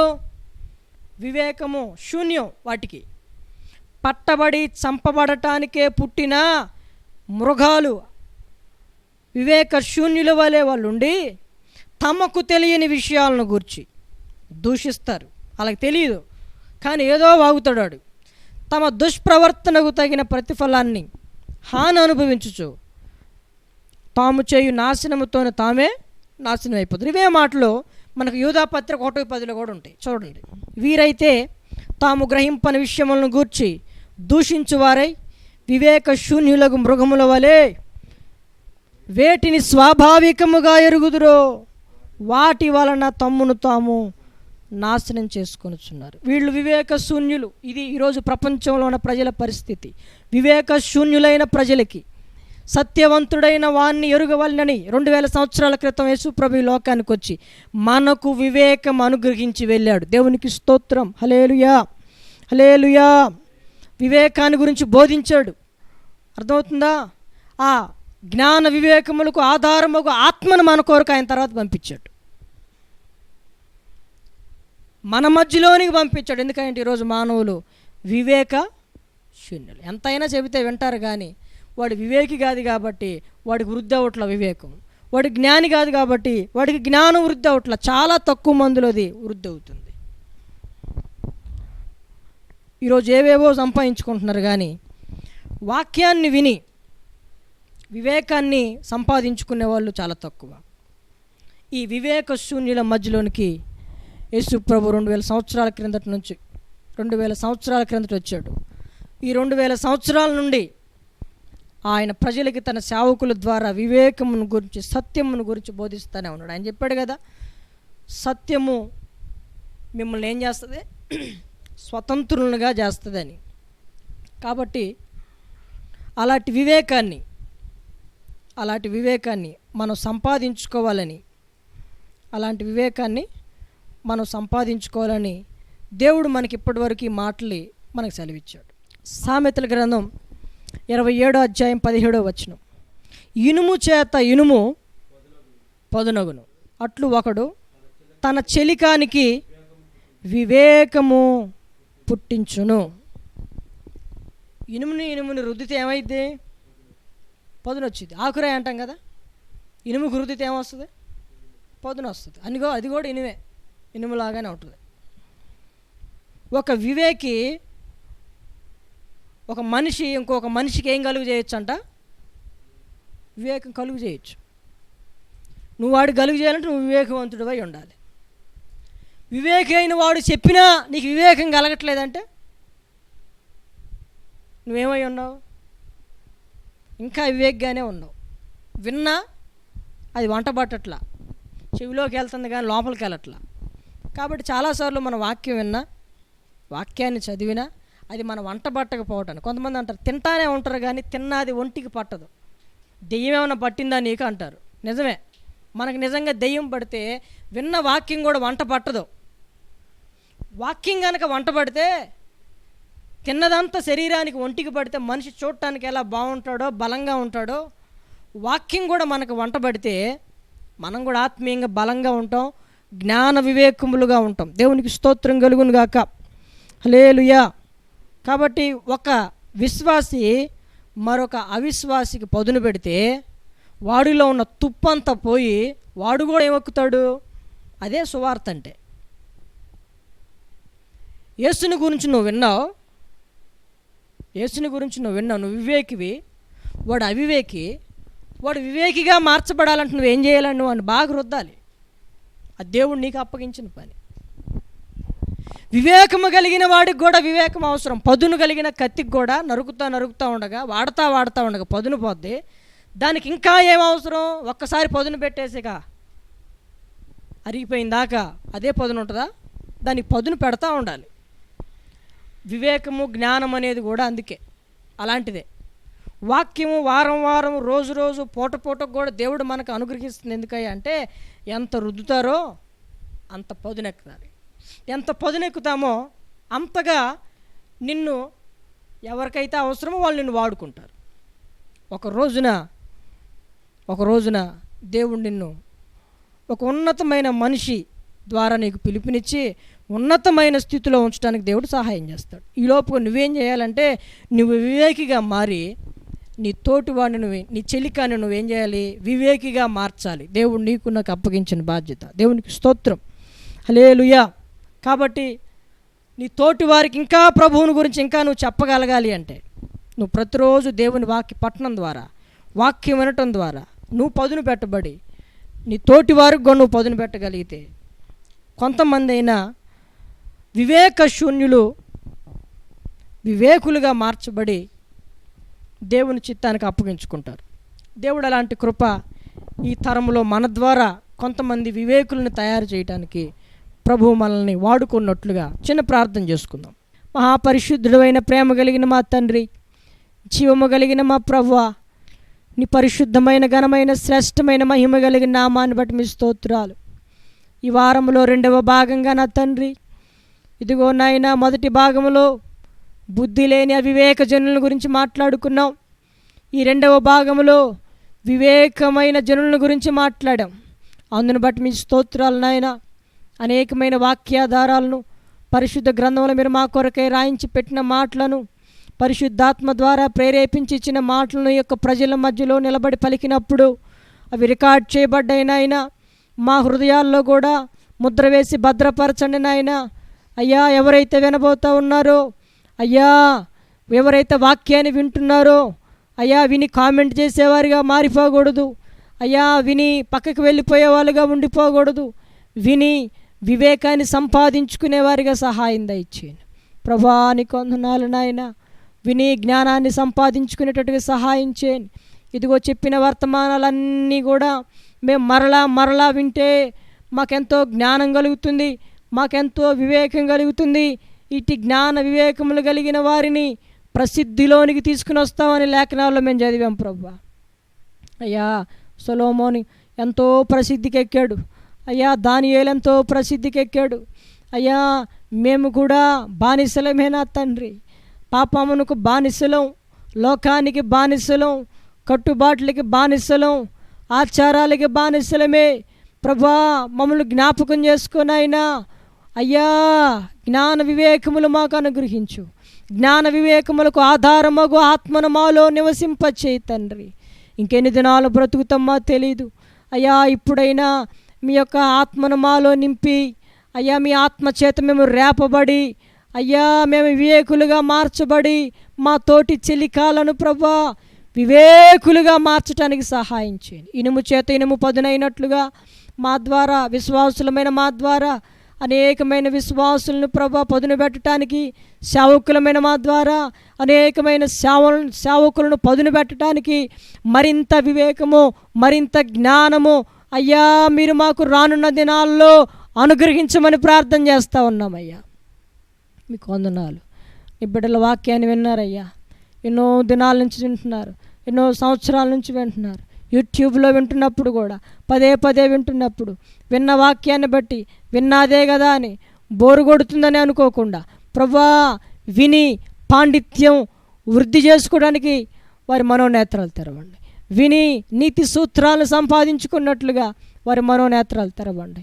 ప్రభా దైవజనులని మేము చెప్పిందే కదా అన్న గర్వాహంకారం మాలోనికి రాకుండా అయ్యా మీరు మాట్లాడిన మాటలని పదే పదే మేము వాటిని వినగలగడానికి ప్రభా మాకెంతో టెక్నాలజీ ఇచ్చావు తండ్రి. వాటి ద్వారా మేము పదే పదే విని అయ్యా జ్ఞాన వివేకాలను వృద్ధి చేసుకోవడానికి కృప చూపించండి ప్రభా. ఎన్నో లక్షణాలు ప్రభా మేము విన్నాం. మౌనంగా బుద్ధిమంతుడు ఓరకుంటాడని చెడు దినాల్లో వాక్యంలో రాయించు. అన్ని విషయాల్లో ప్రభా కొన్ని విషయాల్లో మౌనంగా ఉంటున్నాం, కొన్ని విషయాలు ఉండలేకపోతున్నాం. మా నోటికి మీరే కళ్ళెం పెట్టండి ప్రభా. మీకు స్తోత్రాలు నాయన. మౌనముగా ఉన్నవాడు వివేకి అని జ్ఞాని నంచబడతాడని చెప్పావు కదా తండ్రి. అయ్యా వివేకి అయిన వాడు తన విద్యను దాచిపెడతాడని చెప్పావు కదా. ఎక్కడ మా తలంతులను ప్రభా అయ్యా మేము నాయన వెల్లడిపరచుకోకూడదు ప్రభా. అలాంటి మంచి లక్షణాలను నాయన మీరు దయచేయండి ప్రభా. మీకు స్తోత్రాలు. ఇంకా కొన్ని లక్షణాలను మేము వింటా వచ్చాం ప్రభా. వాటన్నిటి చేతి మమ్మల్ని అలంకరించండి నాయన. మీ ప్రజల కొరకు ప్రభా మాదిరికరమైన సాధనాలను నిలవబెట్టండి. మేమే వివేకులుగా మార్చబడకపోతే అయ్యా మేము ఎలా కొంతమందిని వివేకులుగా చేయగలం ప్రభా. మేమే జ్ఞానవంతులుగా మార్చబడకపోతే మేము జ్ఞానులు ఎలా తయారు చేయగలం ప్రభా. అని కొందనాలు అయ్యా పనికి రాని మేమే ప్రభా పనికి వచ్చేవారిగా మార్చబడకపోతే పాడైన వాటిని మేమేం బాగు చేయగలం ప్రభా. దయచేసి సహాయం చేయండి. మొదట మా జీవితాల్లో, తర్వాత అనేక బిడ్డల జీవితాల్లో ఈ యొక్క వాక్యం ప్రయోజనకరంగా ఉన్నట్లుగా సహాయం చేయమని ప్రార్థిస్తూ మమ్మల్ని మేము చేతులకు అప్పగించుకుంటున్నాం ప్రభా. దేవానికి వందనాలు. అలాంటి వివేక శూన్యుల కొరకు ఈ లోకానికి వచ్చావు ప్రభా. వివేకాన్ని నింపేవు నాయన మీకు వందనాలు. ఇంకా ఈ తరములో తండ్రి, ఇంకా ఈ ప్రపంచంలో అయ్యా నిన్ను ఎరగని వివేక శూన్యులు ఉన్నారు ప్రభా. అయ్యా ఇదిగో నాయనా స్వభావ సిద్ధంగా పుట్టి చంపబట్టానికి పట్టబట్టానికి ఉన్న పశుప్రాయుల వలె ఉన్నారు ప్రభా. వారిని జ్ఞాపకం చేసుకోండి తండ్రి. ఇంకా అలాంటి మృగపు స్వభావం కలిగిన వారిని ప్రభా మనుషులుగా మార్చటానికి, వివేకాన్ని జ్ఞానాన్ని ప్రభా బోధించటానికి, వివేకాన్ని జ్ఞానాన్ని నేర్పించటానికి మమ్మల్ని ఒక బలమైన సాధనాలుగా మీరు మమ్మల్ని వాడుకుని అలాంటి జ్ఞాన వివేకముతో ఈ పరిచర్యలో మేము ముందుకు కొనసాగటానికి నాకును నా తోటి వారికి ప్రభా జ్ఞాన వివేకములకు ఆధారముగా ఆత్మతో మీరు నింపండి. అలాంటి లక్షణాలన్నీ మాలో మీరు నింపండి అయ్యా. బుద్ధి కలిగిన వివేకమైన జనులుగా మీరు మమ్మల్ని ఉంచండి ప్రభా. పాము కలిగిన వివేకం కలిగి ఉండమన్నావు ప్రభా. అలాంటి వివేకాన్ని మీరు మాకు దయచేయమని ప్రార్థన చేస్తూ మమ్మల్ని మేము చేతులకు అప్పగించుకుంటున్నాం ప్రభా.